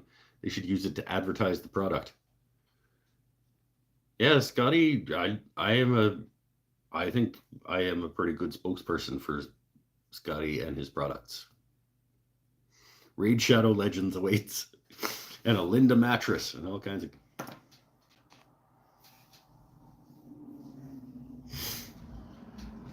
I can't tell the difference between glues, different CAs or 3Ms versus Gorilla Sprays. You'll get there, Todd. They call them shorts, Mike. No, don't call it short. Because, first of all, shorts are garbage and they're vertical. And also, they might reach a crap ton more people, but they pay you very, very little money. So, you make a 3-minute video on how I use spray adhesive, and this is my favorite one. And you might agree or disagree, but leave me a comment down below. You did 2.5, 3 minutes long. It's a long form YouTube video, and I still make my $5 per 1,000 views instead of 70 cents per 1,000 views, like shorts, or less than that even. And people don't have to watch it vertically like morons. Old man needs to get over himself about how other people like to watch videos.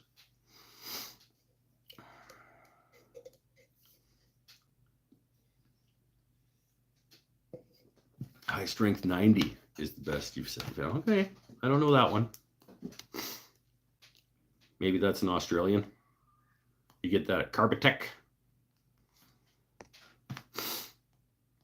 I don't even watch shorts. Me neither.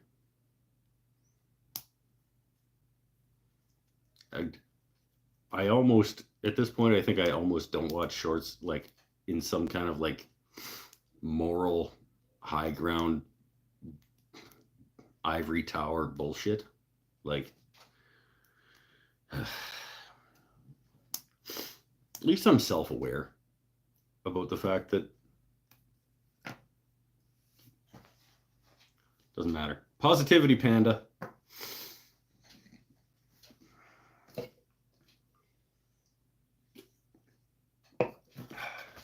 Pretty happy with my little leaf. He's pretty cool. Make a nice little pendant. Bender can wear it. This little leaf.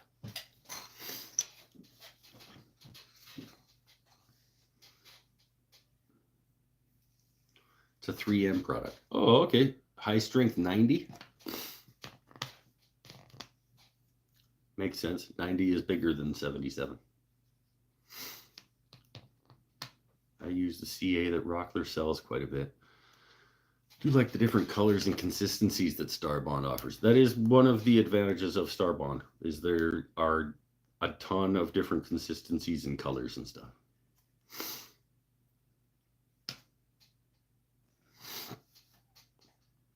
Thought it was a heart. It is kind of heart-like. See, it's a hardy leaf. It's a heart-shaped leaf. It doesn't need to be heart-shaped for it to be. We could do rounded top leaf. It's just the idea is to get people getting the feel for how the bits and the burrs interact with the wood in different directions with different ways of approaching the material. This is the practice piece to get a feel for how the operation works and what you like to do and what feels good to you. And then we can move on from there. I tend to only click things that matter to me. It's a good system. If it's French click toolballs, click it. Anything saw bench or router tables and outfeed, shop stuff, hall sofa tables. All right, I'm gonna make notes. I need to make more router table, outfeed, shop stuff videos. I got a hall table video. I got lots of shop stuff videos. I got the router table wing in my tables. One of my best viewed videos of all time actually was like my installing the router table wing in my table saw. Next class, Nature Spirit Birdhouses. Next new class, I'm hoping, will be wizards. Wizards or spoons. I'm going to try that Beavercraft hand carve a wizard. And if that's pretty easy, I'll teach that class.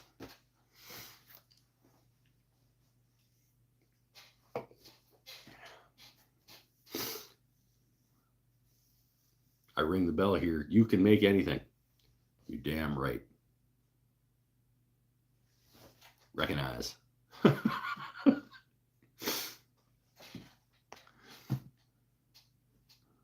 This is great. Just put shop stool at the top of it. I'm about to get a brand new shop stool from my friend Nadia. And it'll probably last forever. It's metal. It's metal base with cushy, spongy top. Probably won't ever need another one. Why Travel is back. Hello, hello. I made a thing. You showed up too late. I made a thing on the show tonight. Little leafy necklace pendant.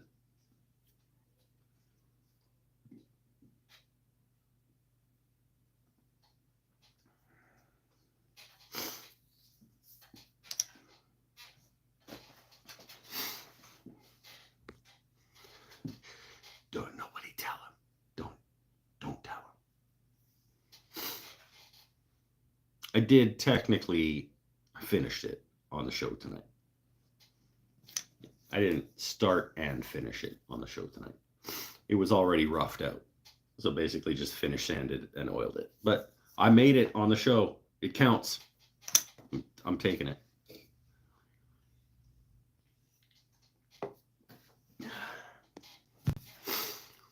Wifey has me making squirrel houses so they will have shelter. Cool. Yeah, that's fun. What new beer of the week do you have? I don't. Unfortunately, I do not have a new beer of the week. I didn't think about it when I was at the shop. The beer shop. I just grabbed my case and I got home. I was a little bit late getting out of work and I stopped. I grabbed my beer. I got my smokes. I came home. I didn't remember that that's a thing that I do, was grab a single. Get myself one of them sour creamsicles again.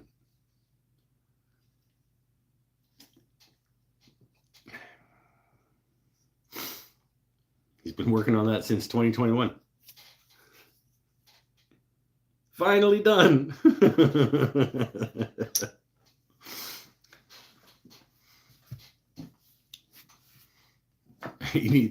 Nadia needs more money so he can afford a weekly beer of the week.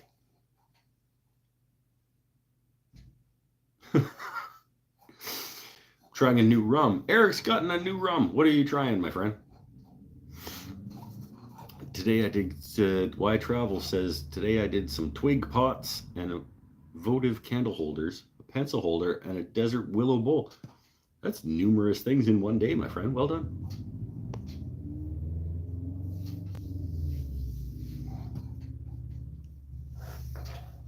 That a guy. Bundaberg Rum Campfire. Never heard of it. Do want to try.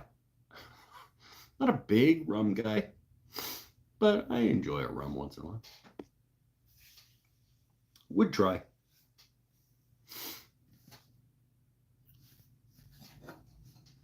Why Travel's having an old fashioned. I don't even think I have any whiskey in the cabinet. Oh, pretty sure. If you make a small composting toilet out of a bucket, you may get a shop stool out of that. I don't need a shop stool. I'm gonna take one home from work tomorrow. I don't know how many times I have to explain this to you. Did you get the peanut butter pretzels yet? I did not. I have not been to Costco since we had this conversation. My nearest Costco is in the next town down Island. And I probably go once a month. Maybe a little less than that. Maybe once every 6 weeks. I do a Costco run. Now, it's not that far away. But I just don't really go... I don't leave town that often. Nice rum and Pepsi. Sure, if you want to wreck your rum. Failure. I know. I'm ashamed. I'm ashamed of myself. The next day after we had this conversation, my friend Chris Pinnell sent me a photo on Messenger holding the thing of peanut butter pretzels at Costco, the Kirkland peanut butter pretzels. And I was like, oh, are they awesome? And he was like, I didn't buy them. I'm like, why would you send me the picture then? Like he just wanted to show me that that's a thing that exists. Like he didn't believe you or something. I was like, they're like little nuggets. They're like pretzel nuggets that have peanut butter inside them.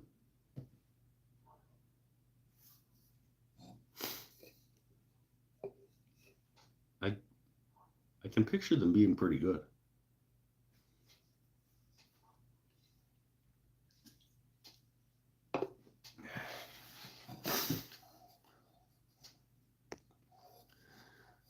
Sure is Pepsi Max. Got rid of my indentured servitude to Amazon today. Now I must resist the urge to buy more stuff. You drop Prime? Is that it? Is that what you're saying?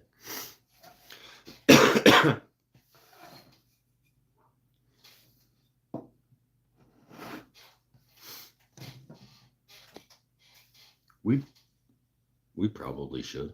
Oh, we watch. What do we watch? I don't know what wife watches, but I think the only thing I watch on Amazon is Family Movie Night when we do Rings of Power. Is that an Amazon?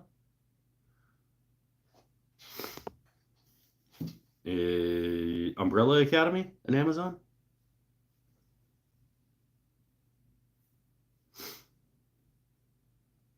I don't know. I don't watch enough stuff to. She makes us the financial decisions on what streaming services we get and for what. It's it.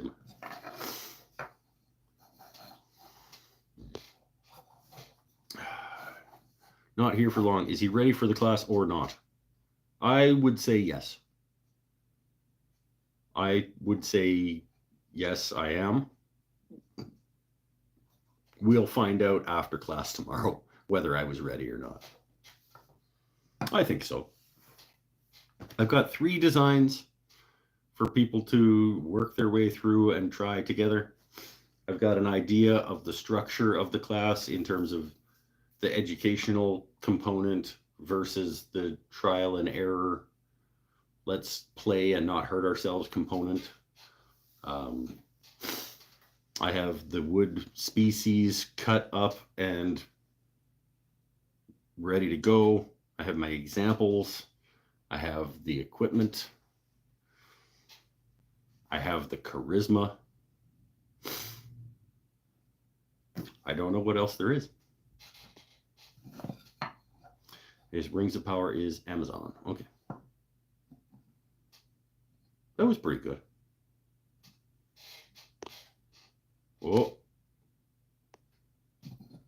I just about reported Paul to Amazon. Paid off Amazon and a few credit cards today. Had a guy from all that Telecaster money. Paying them bills.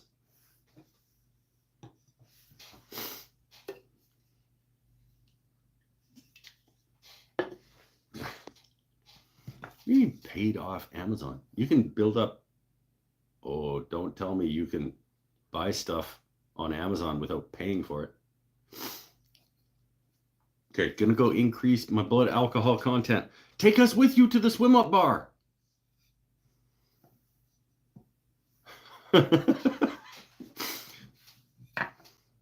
Just be like, swim up to the bar with your phone while you're watching the thing and like get yourself a drink. I was gonna ask if you were gonna bring your charisma. I think we both know that I always bring the charisma. Found one of my favorite pens in the windshield bag on my bike. The shit is a windshield bag. Put it there so I wouldn't lose it. Forgot I keep a heavy metal lock in there also. Gonna order another kit and save the blank. What kind of sentence is that?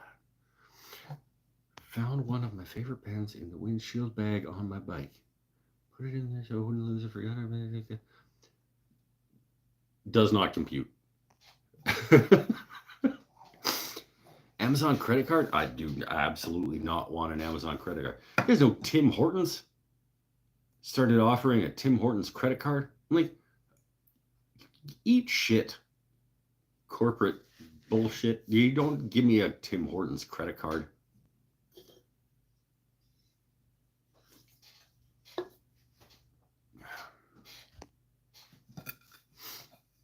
I can already use all of my other credit cards at those places. Why would I need a Tim Hortons credit card? I can use all of my other credit cards at Amazon. Why would I want an Amazon credit card?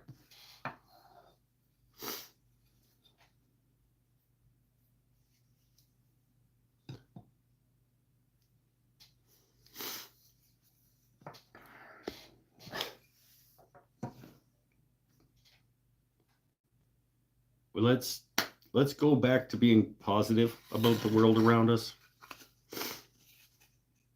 I'm getting off the rails. I need to sand more things. Actually, not sanding, I'm rasping. For no reason. I don't need to do this. But it probably sounds... We all like shop sounds, right?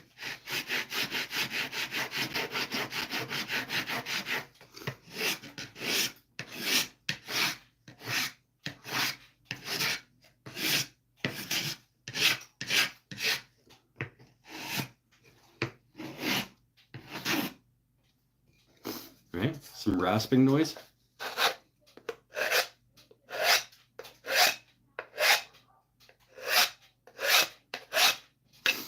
Amazon credit card is 5% cash back.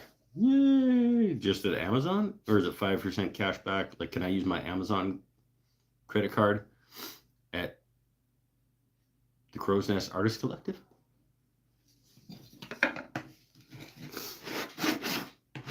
And get 5% cash back at Amazon? I don't want 5% cash back at Amazon. Fuck you, Bezos. I don't want to give you any more of my money. I don't even care if it gives me 5% cash back at Amazon and I can use it other places. I still don't want it. I would rather never buy anything else off Amazon ever again. If that was a realistic, and it might be. I haven't bought anything off Amazon for a long time. I could absolutely go without. Let's put it that way. Beer.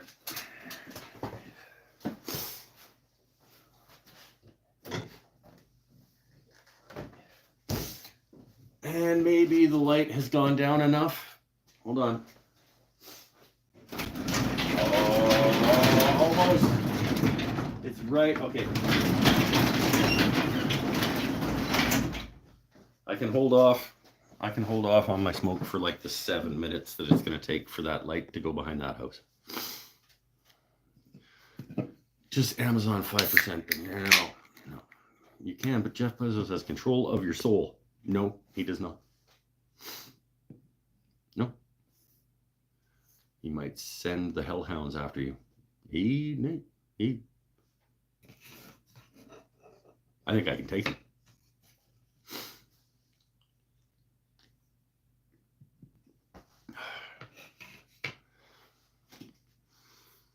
Him and his hounds. I'm pretty sure I can take them both. All. I think I can take him and his hounds.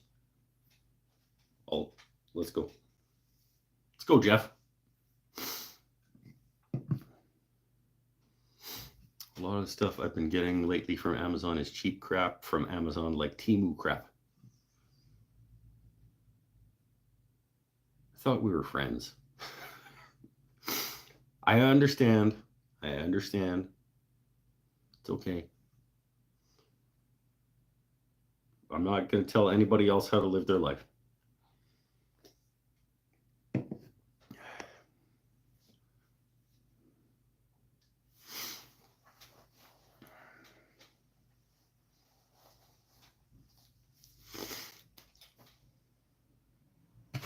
Pearl Jam came out with a new album literally today, and I have not heard it yet, so I might listen to it after the show. If I can find out where it... yeah. Looking forward to hearing what their current release was.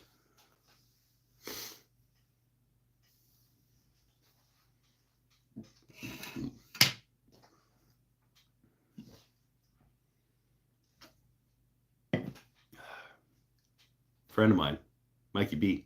You know Mikey B, right? Says, hey, did you know that like Pearl Jam released an album today?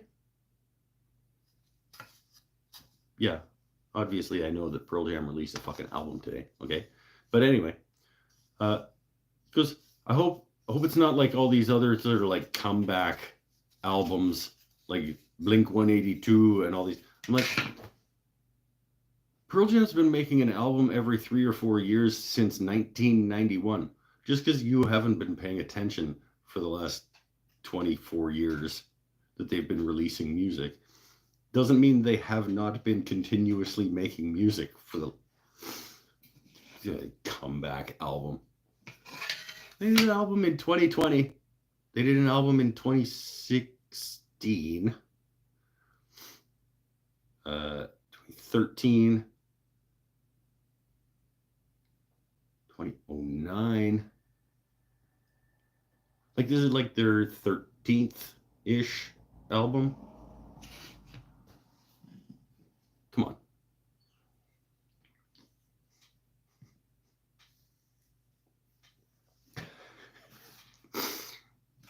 This comeback album from Pearl Jam. Yeah, it's been a whole 4 years since their last one.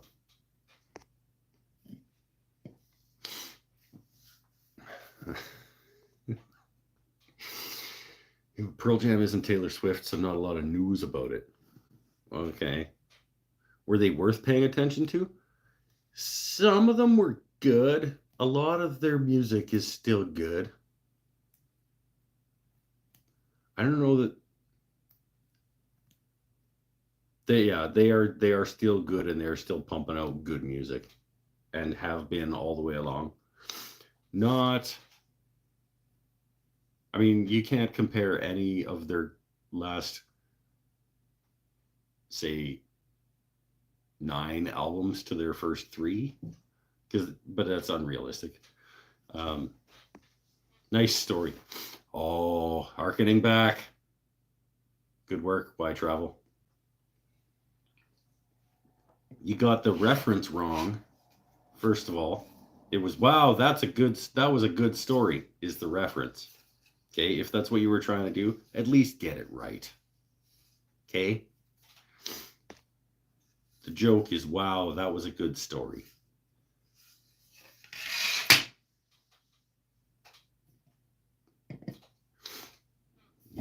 Get the fucking joke wrong. Dark Matter is the 12th studio album by American rock band Pearl Jam, released on April 19, so yesterday, through Monkey Wrench Records and Republic Records. I'll get it next time. You know, you won't.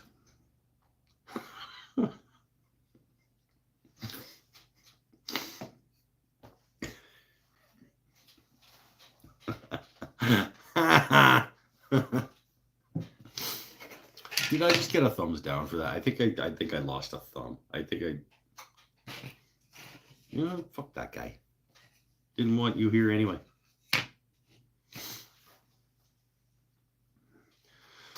Oh, I did say we were gonna try. I say it all the time though. Oh, we'll just do a short show tonight. I do want to shut things down and get things a little bit better organized for class tomorrow, but we'll see. It was close enough to get the point across. Well, I understood that you were trying to make the joke.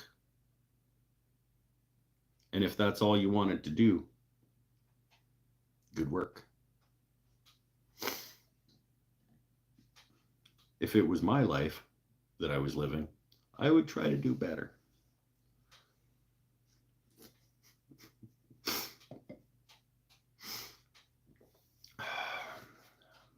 But no judgment. Everybody can go about their life how they want to do it.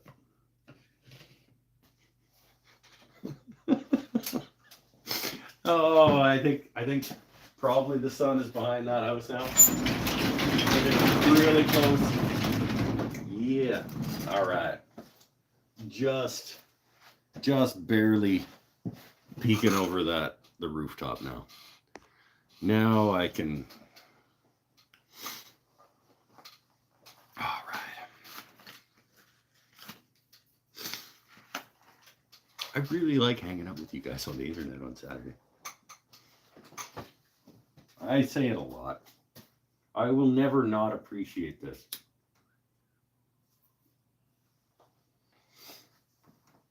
I promise you this, I will never not appreciate the fact that I get to do this.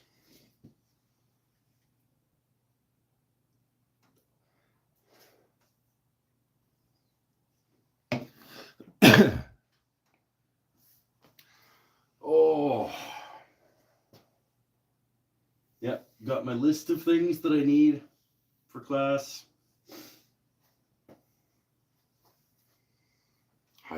Shop vac.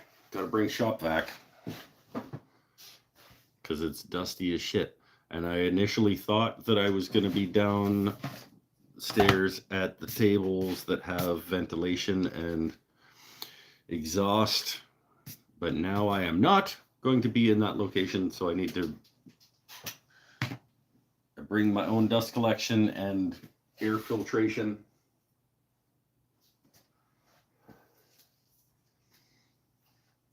Probably got to get a 20 by 20 air filter to tape to my box fan to put up on the table.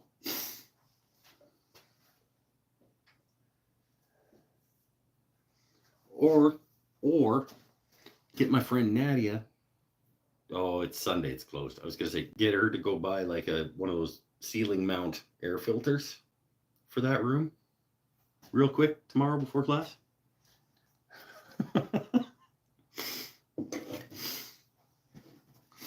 Wife asked me last week why I was watching this. I still don't have a good answer. Because we're friends and friends support each other. Just tell her that. You just say, because he's my friend and I want to support my friend in his endeavors.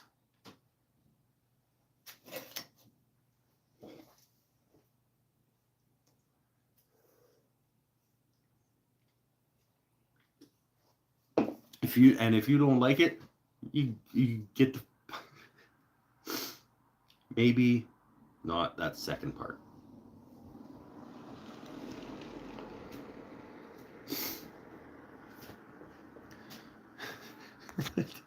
Mine gets jealous. Yeah.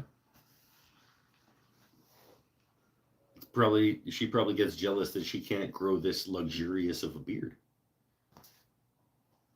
And I don't blame her, honestly.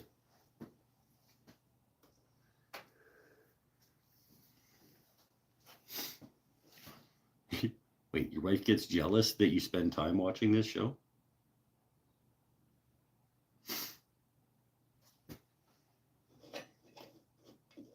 Does she have any shows that she likes? Because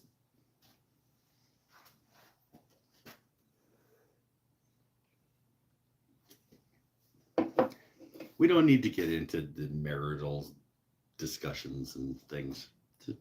We can all separate our friend life from our other side of life.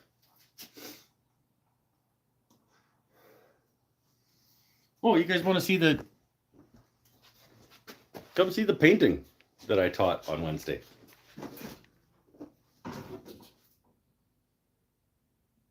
That was the paint night that I did this week.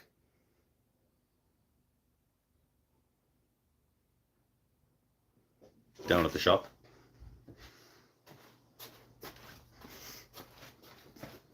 That was my practice one.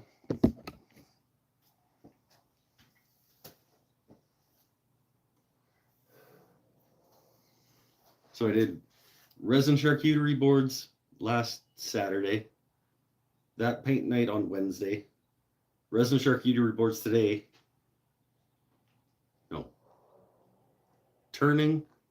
Yeah, resin last Saturday. Turning pen class on Sunday.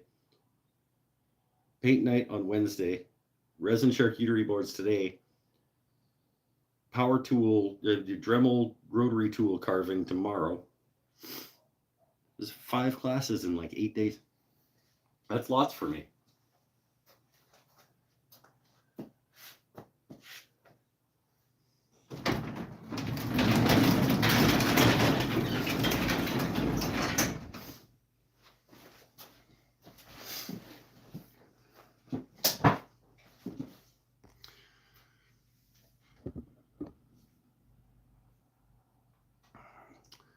Asked, oh, here we go.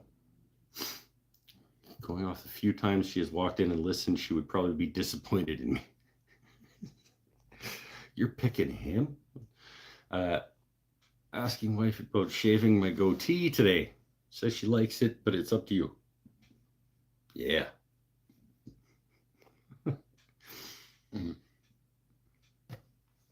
I had to order thumb screws for the router plane build so you can fine tune. You're making a fine tuning adjustment, a fine depth adjustment on it. That's fancy pants. You should do the classes online so we can watch also. There has been some discussion. There has been some talk. Nadia and I have been discussing the possibility of possibly recording for sale some classes digitally. Stay tuned. It's possibly in the works.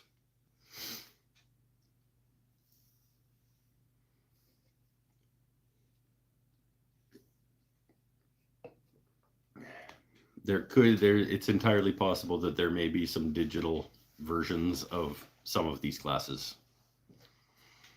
coming soon.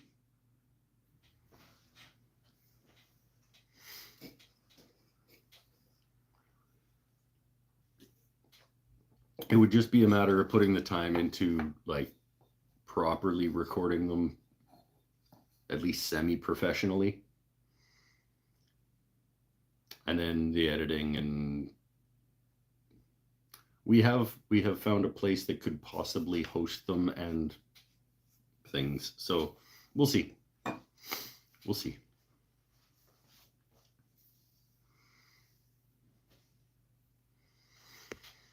I build tellies, not a half-asser when I build things. Yeah, good point. Good point. You don't just slap a template down and just you can bring your DJI up and do it. What do you got?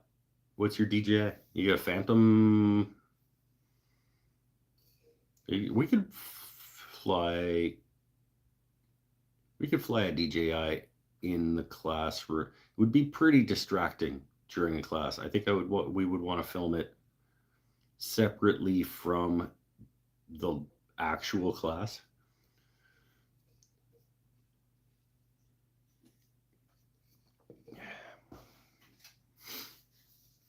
But there's no reason that I couldn't teach that painting to a camera and then we could sell it as a digital resource. You got a Pocket 2? Mikey B? Maybe?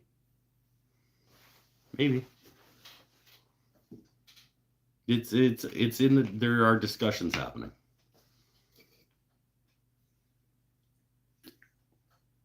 It's small. Most people wouldn't even notice it. You haven't seen The Room. A flying thing during class would be distracting. But it is absolutely a thing that I could teach to a camera and put out into the world. I mean, we do them for the shop. Like our take-home DIY kits, we film and release, and we put the link in the kit that you get to go watch the private YouTube video and follow along. So it wouldn't be that much different from that.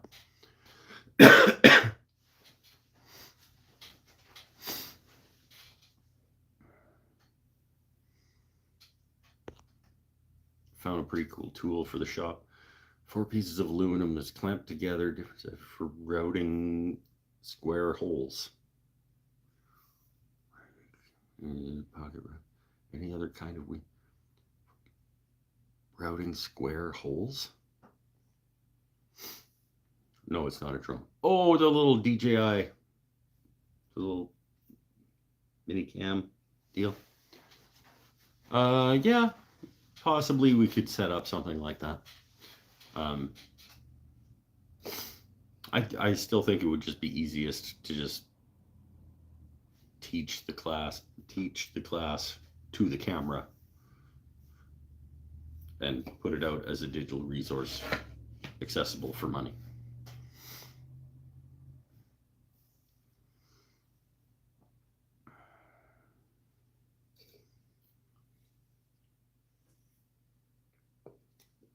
The same way we do the links, the private video links to our kits and stuff.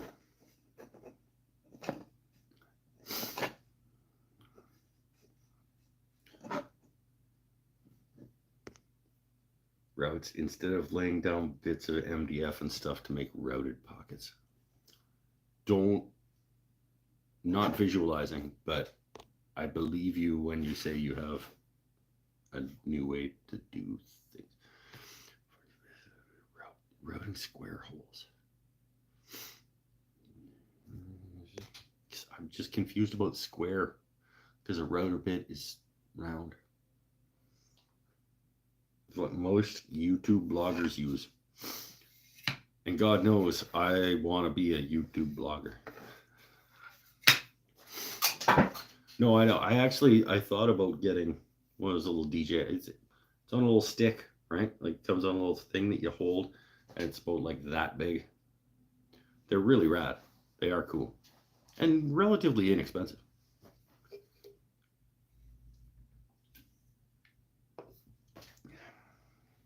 And decent picture quality. DJI has a good company.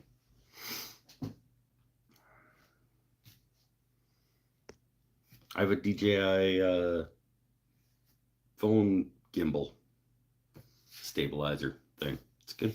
I got Nadia to buy one for work.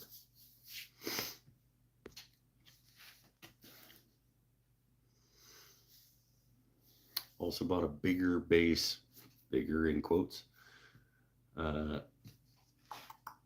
for my Colt Palm router, so I have better control of it when routing binding channels. Nice. Vloggers who are just filming well on the clock at interesting jobs are doing it right. Well, sure.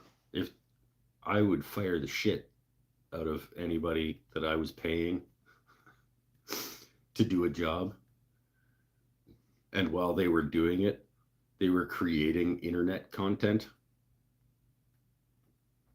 that wasn't part of their job.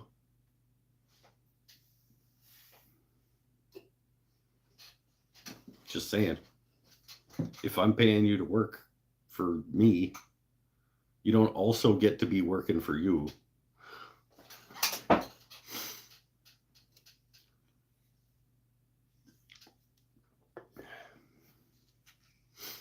Otherwise, I could just record my entire day at work. Hey, Nadia, is it okay if I record the things that I do at work and then post them on my personal pages to make money from? No.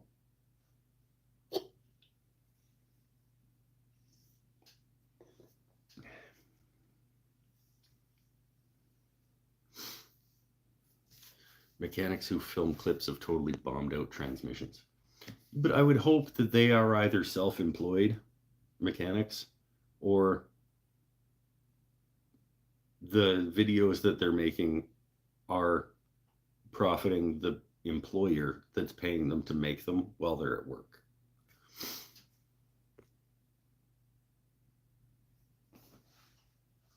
She didn't say no. It's true. It's true. Why travel? It's a really good point. She should have spoken up to say no. I am sorry if I ever knew your name, I have forgotten it. Why travel? I don't like calling you why travel. It feels weird. I like to use people's actual names.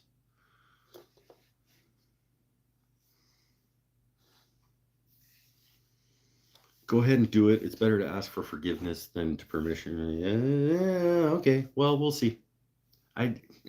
No, morally I can't. Sean. Let's see if I can make a connection here. Sean, why travel? Okay, Sean is why travel. Why travel? Why travel? Because Sean said so. No, it's not going to work. Sean White, the snowboarder, did a lot of traveling.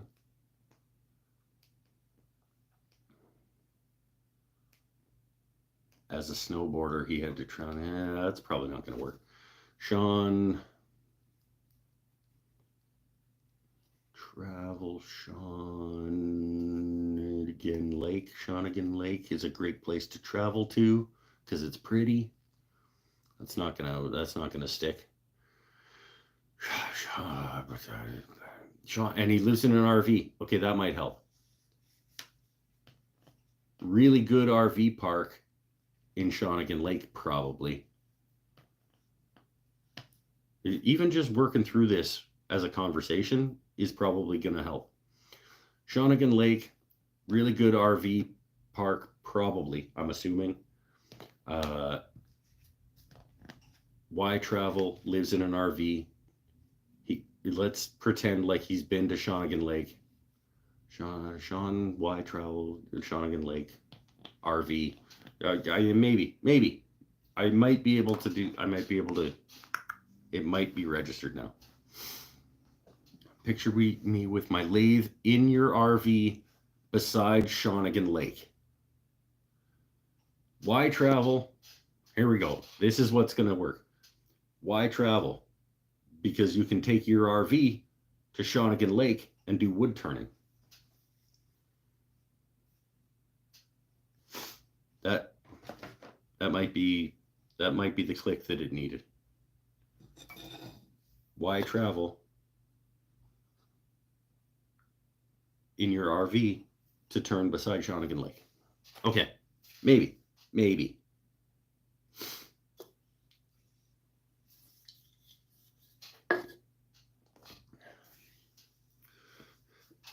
There's a guy on YouTube that goes around turning stuff and leaving it for people to find. It's pretty cool. Yeah, that would be rad. If you guys haven't seen my buddy Jax's Traveling Turner series, you should absolutely check that out. Dude loads up a lathe in his Jeep and goes out into the Australian woods and turns in beautiful places.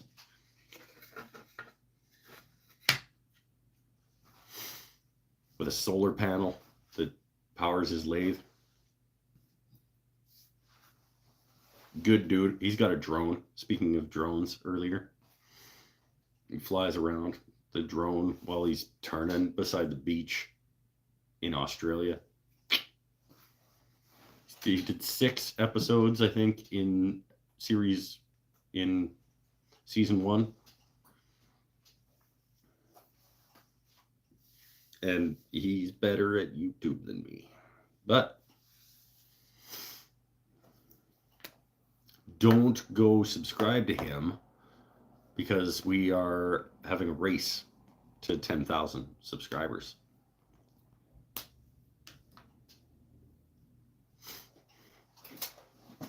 Beer. And maybe last one.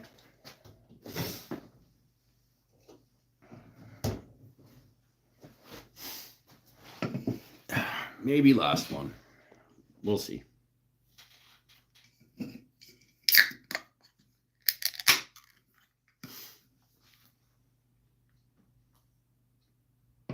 Oh, I'm going to smoke again. Just now that the...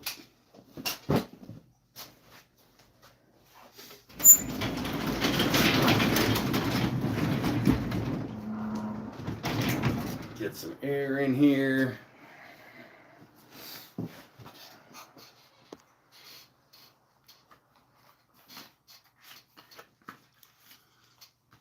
I think I'll start doing that. Yeah, recording your turning in your van as you travel around in your RV. Yeah. I'd watch.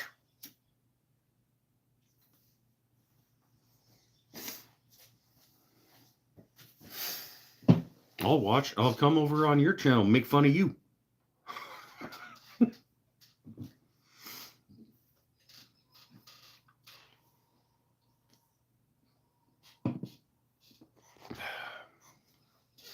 That'd be cool. You go to Shawnigan Lake. I would drive that. If you went and camped out at Shawnigan Lake in your RV with your turning rig, I would come down and visit. And we could do a live show from your turning rig beside Shawnigan Lake.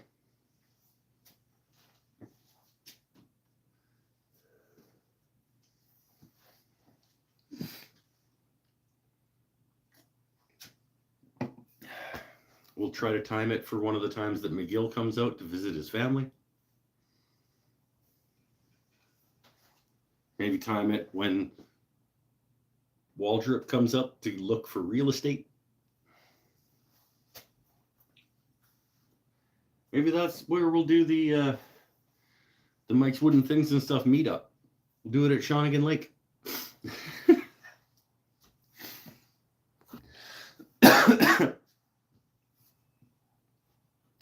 J&D Creations, is that who you're talking about? That is who I'm talking about.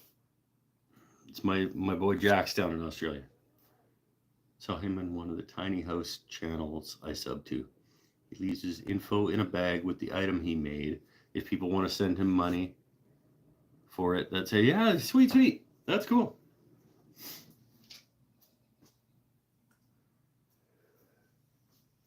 So that's a really cool idea. Because I bet if somebody found one of my bowls at a campsite with like my business card in it and was like, hey, congratulations, you found this. Here's my social media and my Patreon and whatever. Here's the video of it being made. That would probably make money.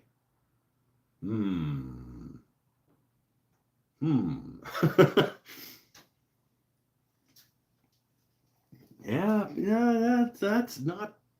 See, this is good.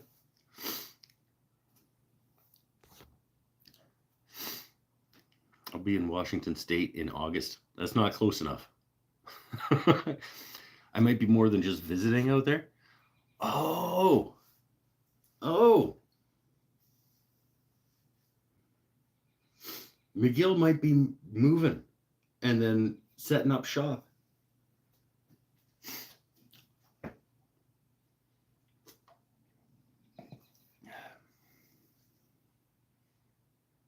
And then we can all go hang out at McGill's shop instead of mine.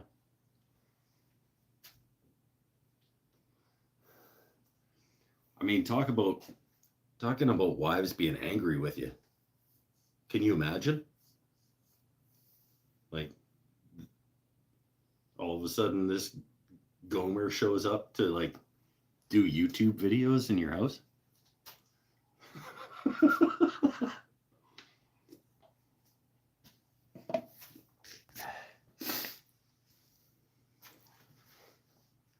Well, I need to go watch his channel. Jax? Yeah, he's good.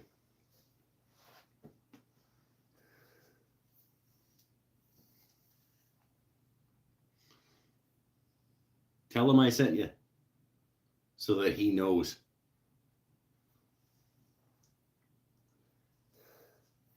We have a friendly rivalry, like nemesis, like fake nemesis situation going on. It's all in good fun. But I think if you go watch, leave a comment and say Mike from Mike's Wooden Things and Stuff told me to come here. Bad decision or something. Just like be funny, but be nice too. Like it's.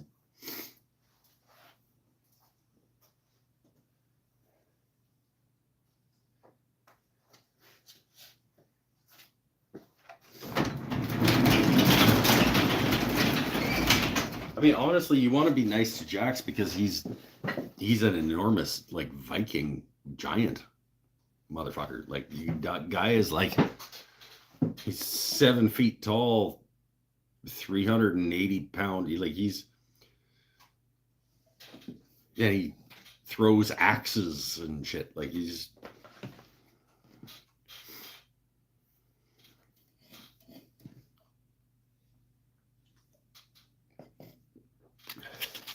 Did a podcast for a little while back in 2021, 22. I did like 6 episodes. I thought I was going to start a podcast about making stuff and interview people. And I got 6 episodes in and I just like ran out of steam. And Jax was one of my guests on that podcast.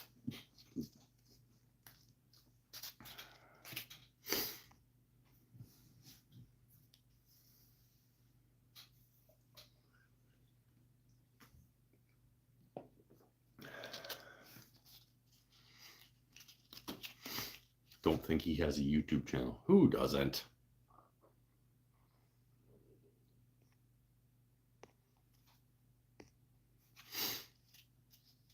Okay, I will say you sent me because you want me to waste more time. I said, tell him I sent you over there to check out his stuff and remind him that he needs a shop fridge or something. I don't know. There's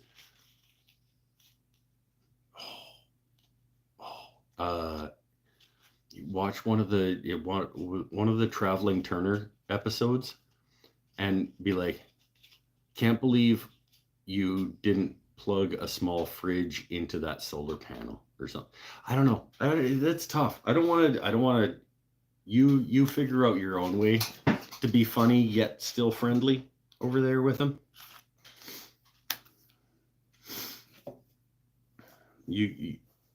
I'm not going to tell you how to live your life, but just keep in mind that we are friends, but we still like I have a relationship with him like I have with you guys, where it's just like fun jiving, and we have some inside jokes and things. Go back on my channel and listen to the Mike's Wooden Things and Stuff podcast. You can watch it. It's a video. I have 6 episodes, and I believe he was episode 6. I think. Oh, that's funny. After I did Jack's, I was just like, meh. I think he was the last episode before I just decided to, like, this is not worth my time. That's funny. I should point that out to him if I haven't.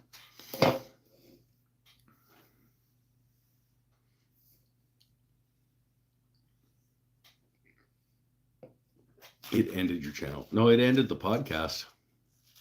The podcast was just an ancillary thing to my channel.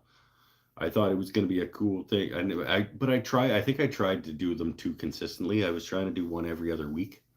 And on top of everything else that was going on, I just didn't have the motivation and the keep on itness that was necessary.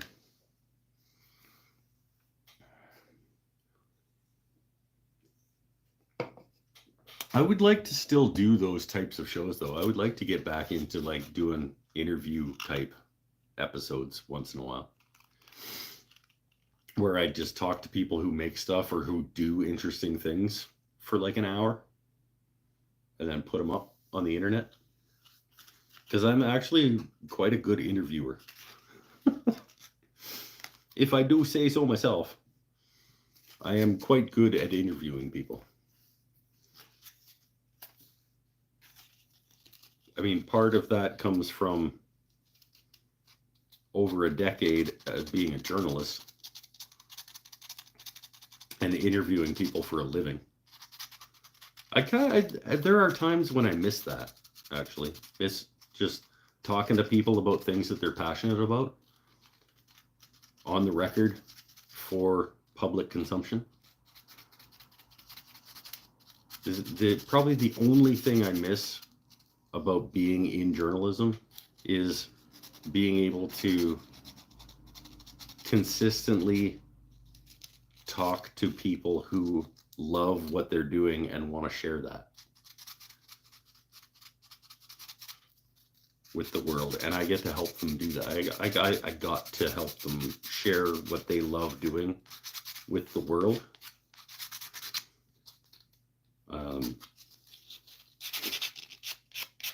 That's about it.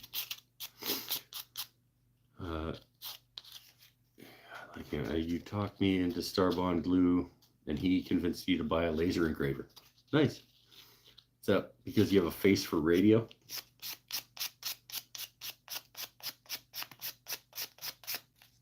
First of all, I have a face for newspaper. Okay? Get your shit right. I was a newspaper journalist. I was a newspaper and magazine journalist. Thank you very much. I was a print journalist. Your joke was good, but fuck radio. Those radio journalists, no.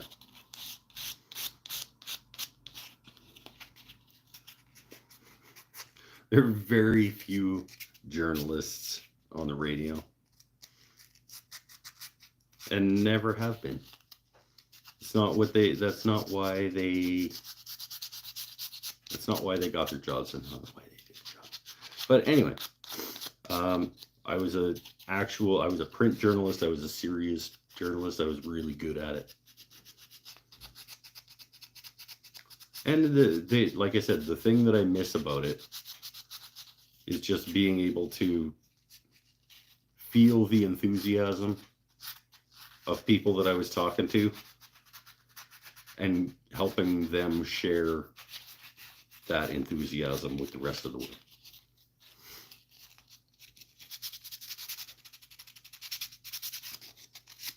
There was this one guy. Story time with Mike. This one guy called the newspaper and said, I'm gonna be down at the shore taking photos of the kelp. It's a thing that I've been doing for 12 years.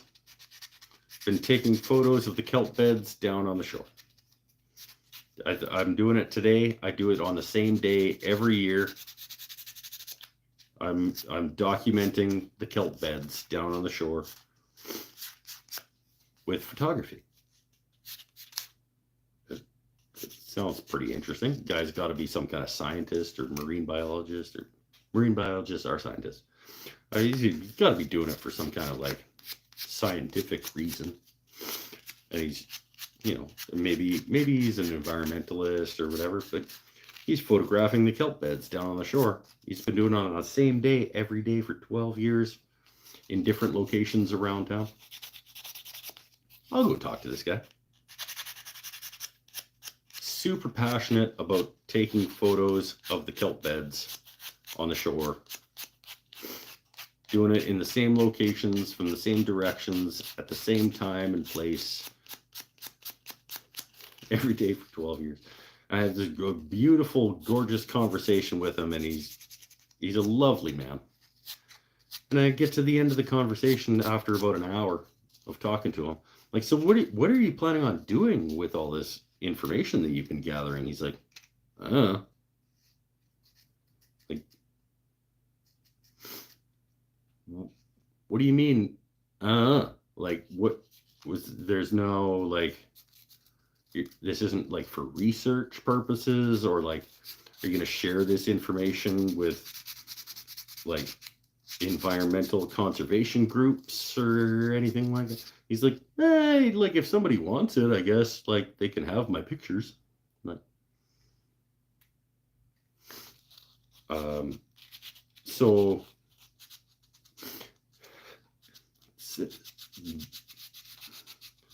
this is just a hobby that you have? Is taking pictures? He's like, yeah, I thought it was maybe interesting. Like, so now I have to write this story to not have wasted my time for the last hour and a half of this guy who takes pictures of the kelp beds on the shore for maybe no reason,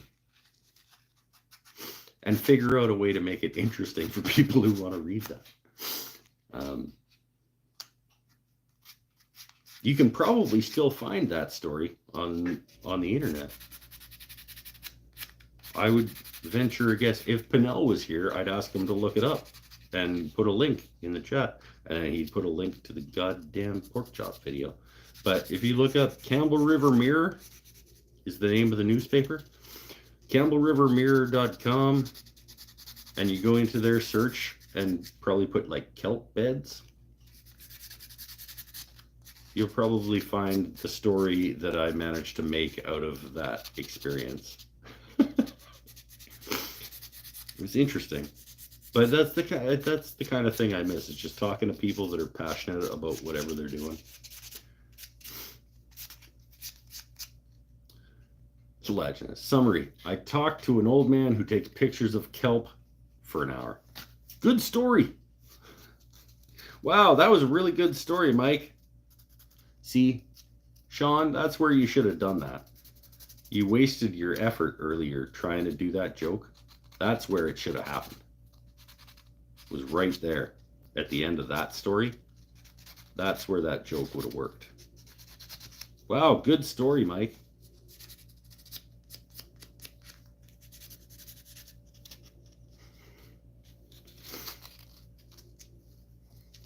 Sanding.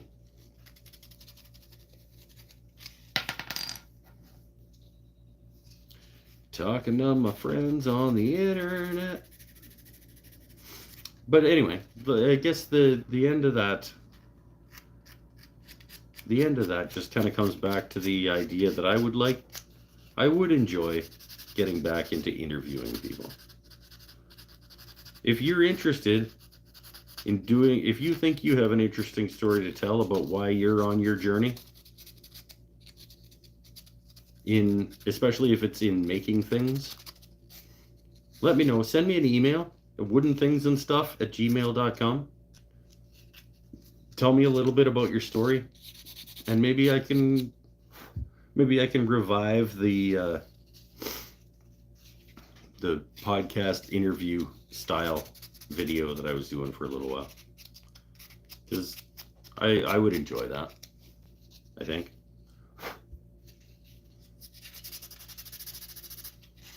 There were people who said when I started it, they were like, "Ooh, I want to be on it." and then it just never worked out, or they were lying or whatever.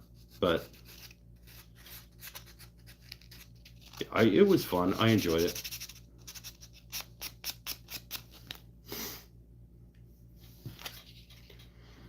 Good story, Mike. Thanks, David Buffington. And then I told another story about it for an hour. Okay, first of all, don't exaggerate. It was like a 7-minute story. Asshole. And it was getting to an important point.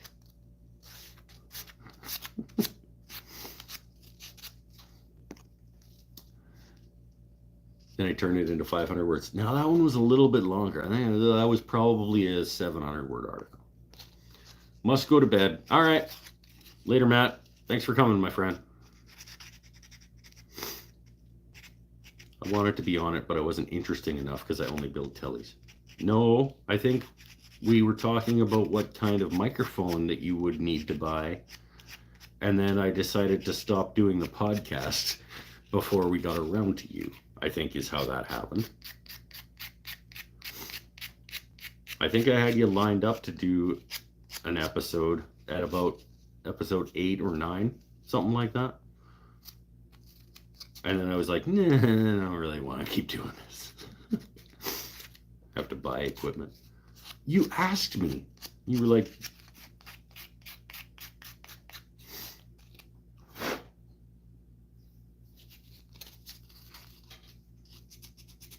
don't pretend like this is my fault.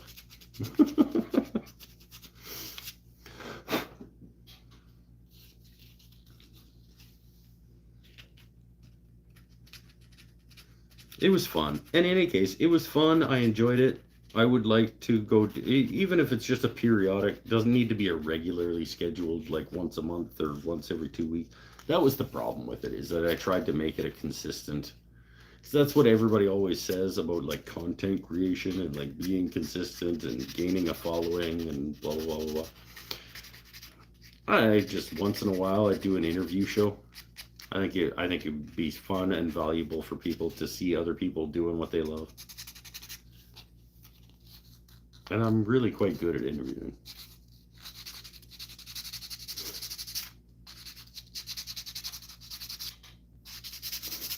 All right, just about done with the second piece that I'm going to finish tonight.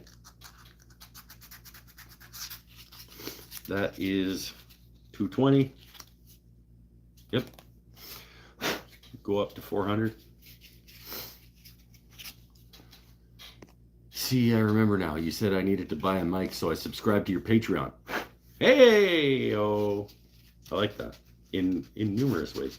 You're like, oh, if I need to buy a mic, I'll just see what he did there. It was a double entendre. No, not really.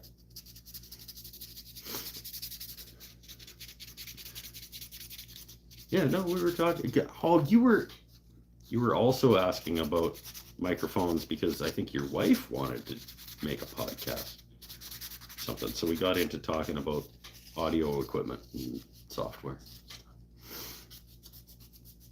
I bought a pretty nice microphone to do that podcast. It's just sitting in the back room.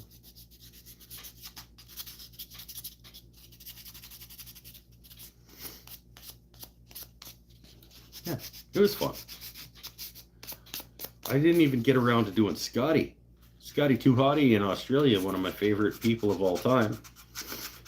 And the creator of my favorite wood finish, didn't even get around to doing him on the podcast. But it was a lot of work for very little payoff in terms of people being interested in it.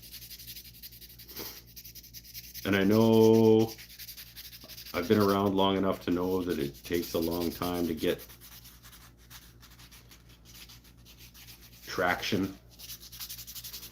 But it was just really disheartening to see the numbers of people that actually gave a shit that I was doing that.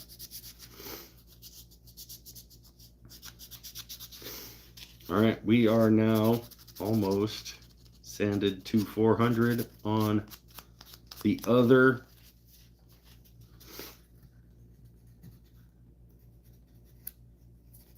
of the pendants that we're going to be carving tomorrow in class. Let's do the custom liquid wax. Not a good song. Not nearly as good a song as the other one. Come to Australia, I'll get you heaps of content. I'm surprised. I'm actually quite surprised that you don't do some kind of content that's just like hanging out with my rescue dogs and birds in my tiki bar in the outback of Australia. You probably just like live blog your sitch. Be like, here's my dogs again. And I'm putting this post in the ground to help the fence or whatever. You probably. He's still talking. Damn Skippy he is. Am I at the swim up bar?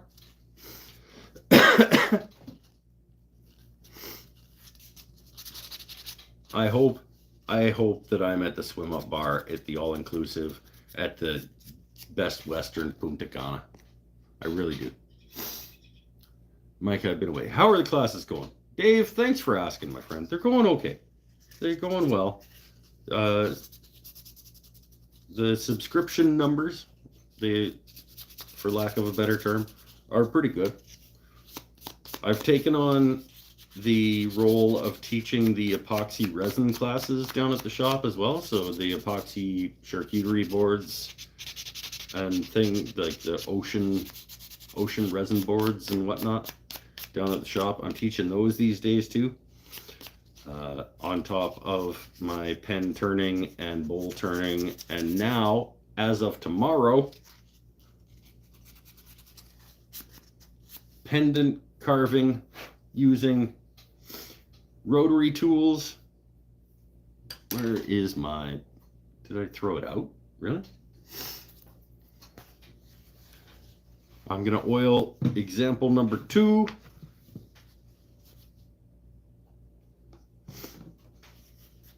One of the options that people have to choose from tomorrow during class with my custom liquid wax.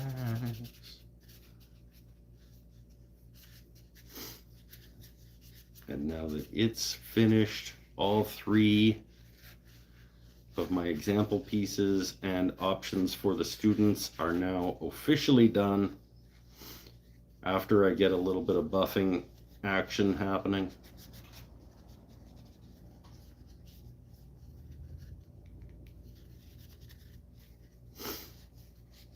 Ooh, that's nice.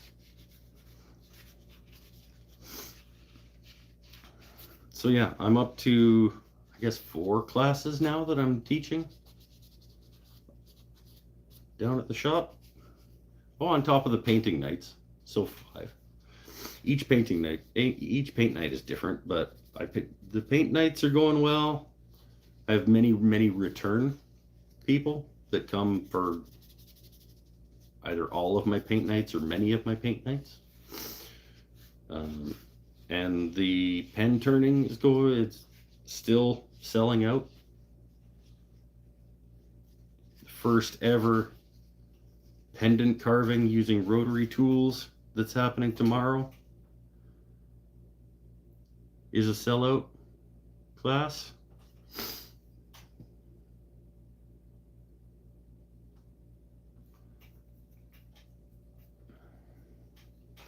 And yeah, paint nights are going well. They almost all sell out. It's going good.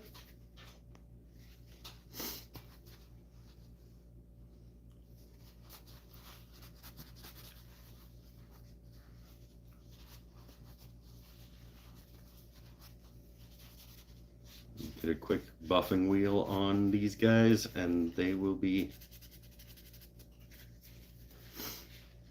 maybe a quick buff of the non-liquid wax.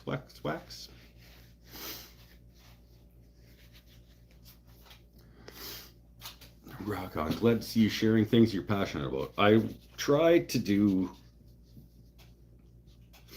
trying harder and harder all the time to continue to focus on the things that I'm passionate about instead of the things that I'm just like pretty okay with or like relatively happy with. Trying to focus more on the things that really get the gears moving. You know what I mean?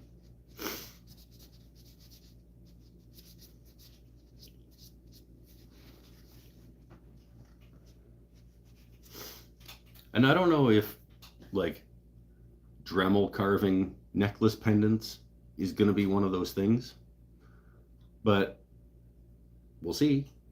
I'm having fun doing it right now. And I probably am going to have fun tomorrow teaching other people how to do it. That one. We got that one. And we got that one.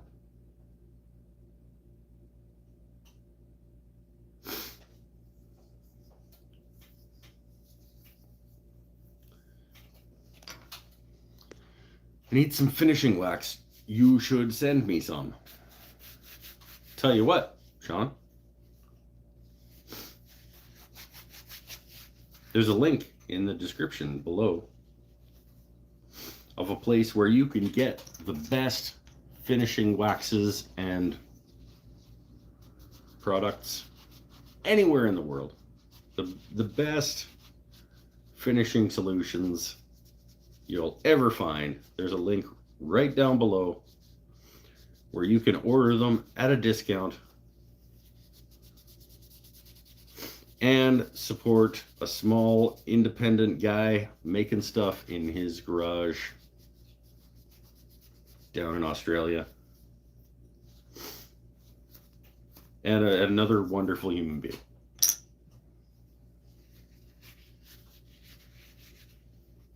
That's what I'm using right now.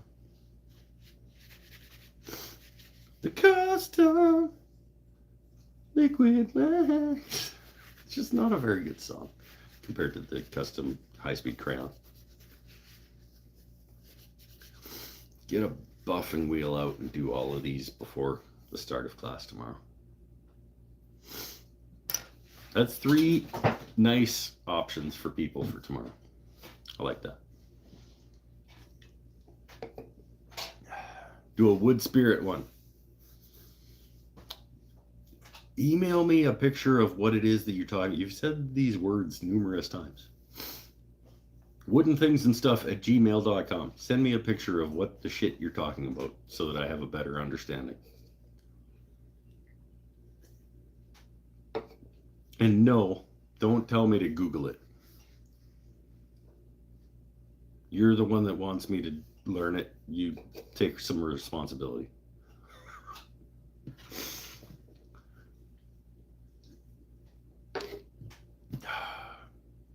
See, I just want to keep hanging out. I want to be done, but I don't want to be done. I'm going to use the facilities beside my garage.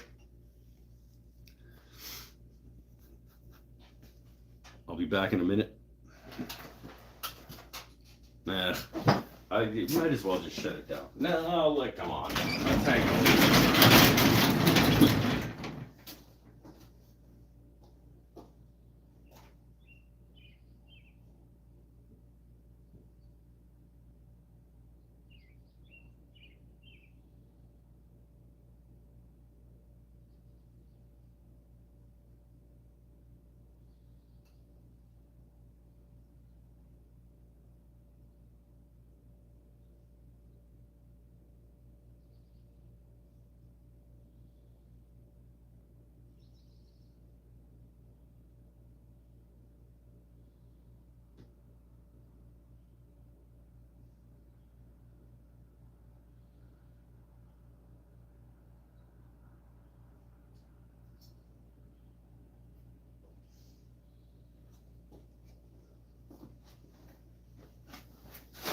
Yeah, it's nice out now.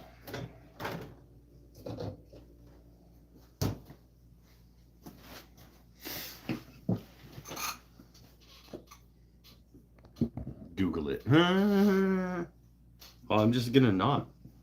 So joke's on you, my friend.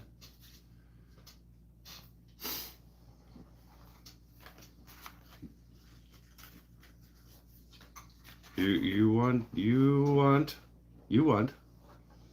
provide. I'm happy for you to provide me the knowledge about what you're talking about.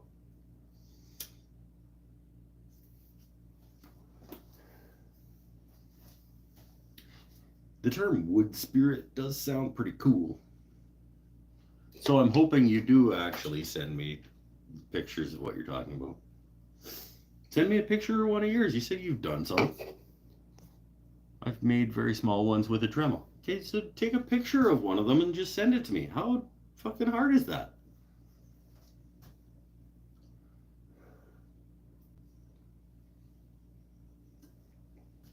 God, I thought we were friends.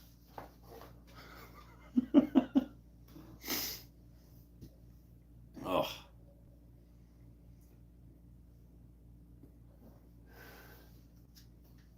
Always my favorite night of the week.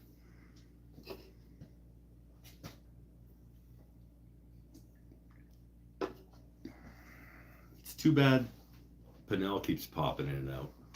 He's probably wishing that he was back in Nova Scotia, just in his den watching this. He's probably not enjoying his time at the resort.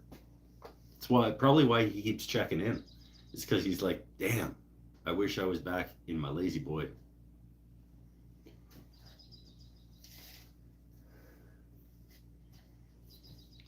Helping out my friend Mike. That's what he's thinking.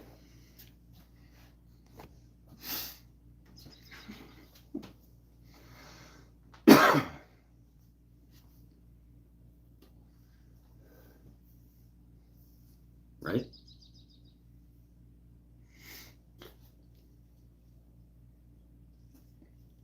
I think one more beer. We'll wrap it up for tonight.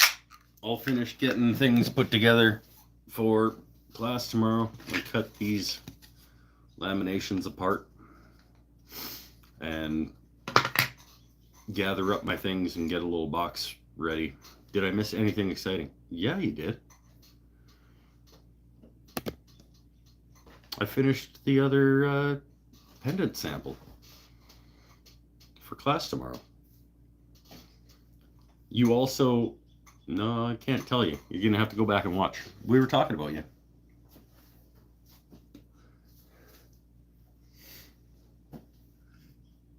And things you're going to let me do at work. And because you didn't say no, by default, you said yes.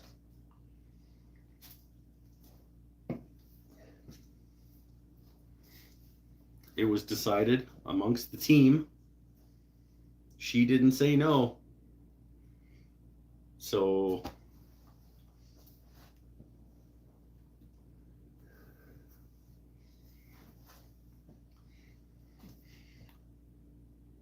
and we were talking about the potential creation of digital classes for sale via subscription and things like that.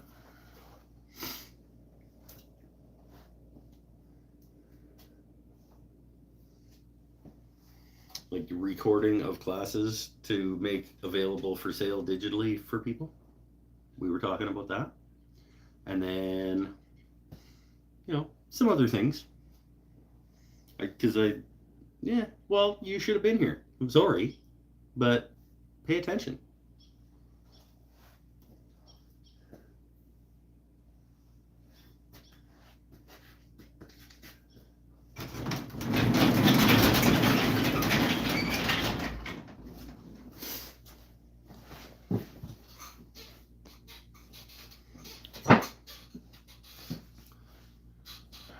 Was it about how I'm the best boss ever? Well, I can't know that because I haven't had all the bosses. The answer will always be no first. I know. Then you annoy me until I say maybe and hope you forget about it. I think maybe we should reframe this discussion and talk about how maybe I'm the best employee ever. Maybe we should just reframe how we're talking about this particular frame of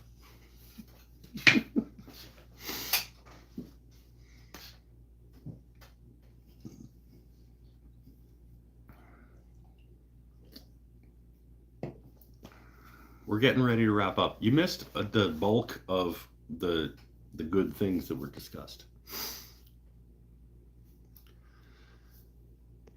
It was about how him filming YouTube at work was okay with you. Content creation while on the clock for your own personal reasons and benefit, and how I think that's fucking weird that people set up cameras to create content of themselves for their own personal benefit while they're being paid by an employer, and how that bothers me. But you gave me permission by not being here, and so I'm gonna start doing that. Angela might beat you and Emily. Angela might beat me and Emily.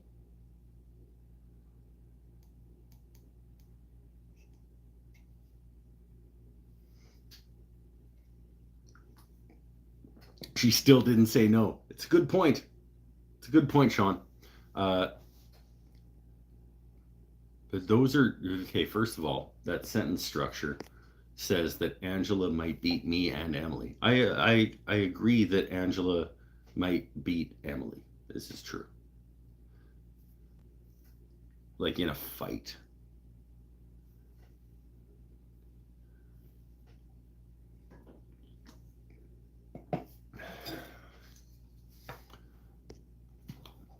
Hello, friend. I didn't get a text from you telling me you are live. You'll probably never get a text from me saying that I'm live.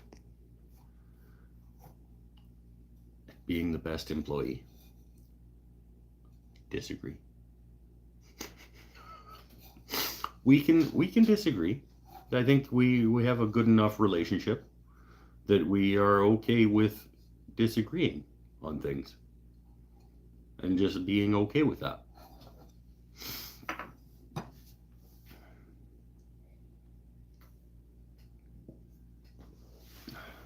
I do, however, think that some of the discussions that I had with my friends here on the internet that you skipped out on because bad friending would be of value to you as a business owner. Just, you know.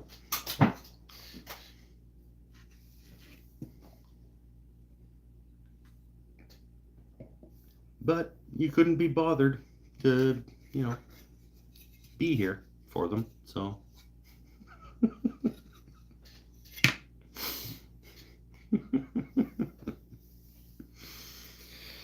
Oh.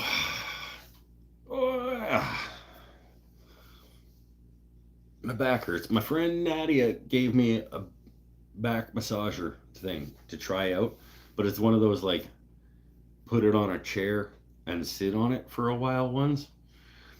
And I do want to give it a go, but I don't really have a chair to put it on to make best use of it. Nor do I have time.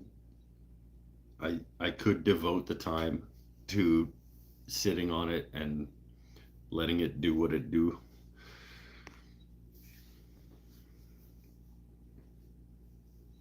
It was about paying for me to come up and do videos for your business. There was no discussion about remuneration. Okay, you just said I could come there and record. Okay, there was no talk about payment. So work is happening. All right, later, Dave. Thanks for stopping by again. Haven't seen you for a bit. Come on back anytime, my friend.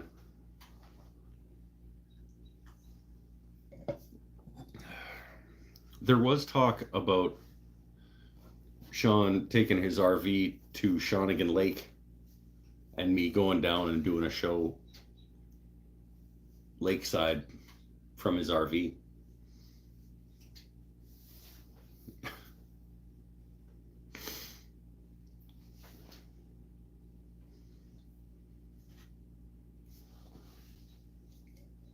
Not paying him for that either. I'll pay him the same amount that I pay Pinnell.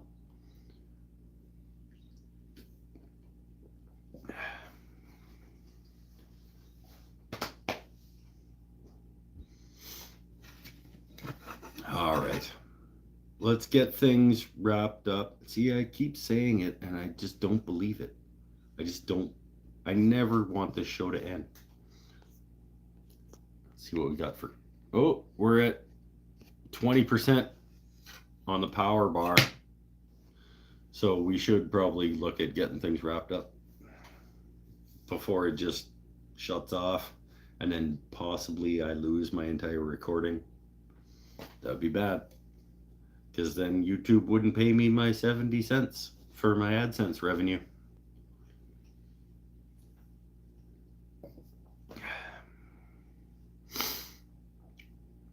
I don't believe it unless you pick up the guitar. No. The guitar is all the way inside. And I'm at 20% battery. And I'm having moral. No, I'm not having moral. I'm having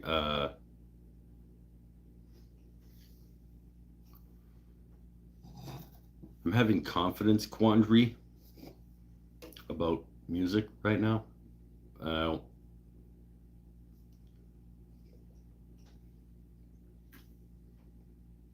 I don't like my confidence quandary that I'm in right now with making music, but it's a thing.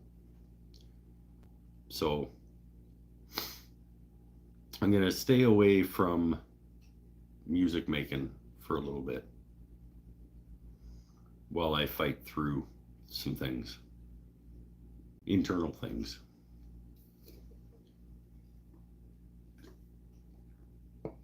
We all have things we need to fight through. It's just part of being human.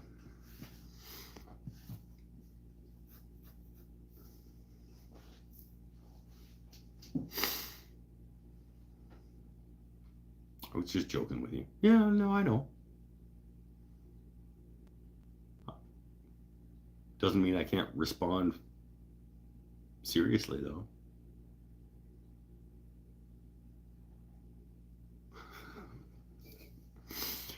We're all friends. If you weren't friends of mine, I wouldn't let you come.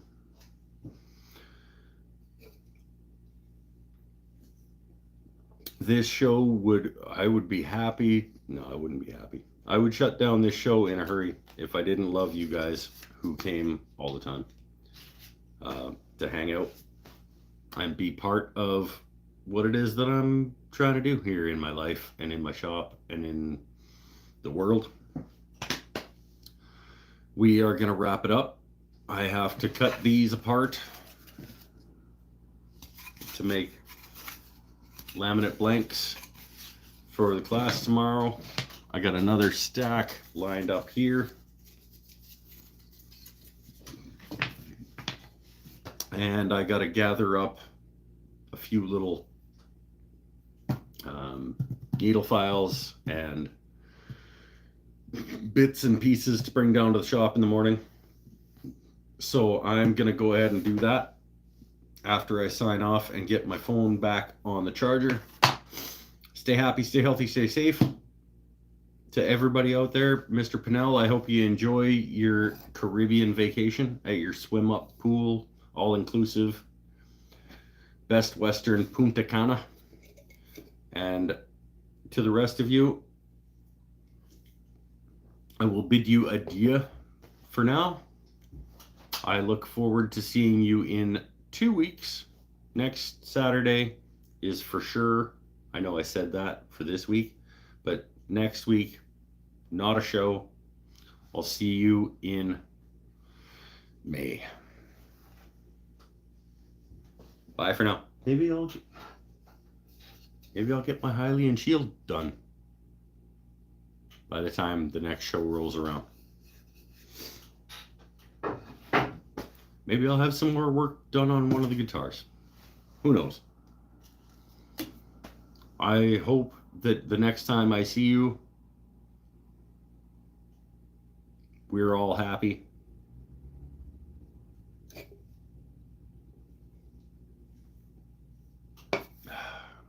I wish that for you every day.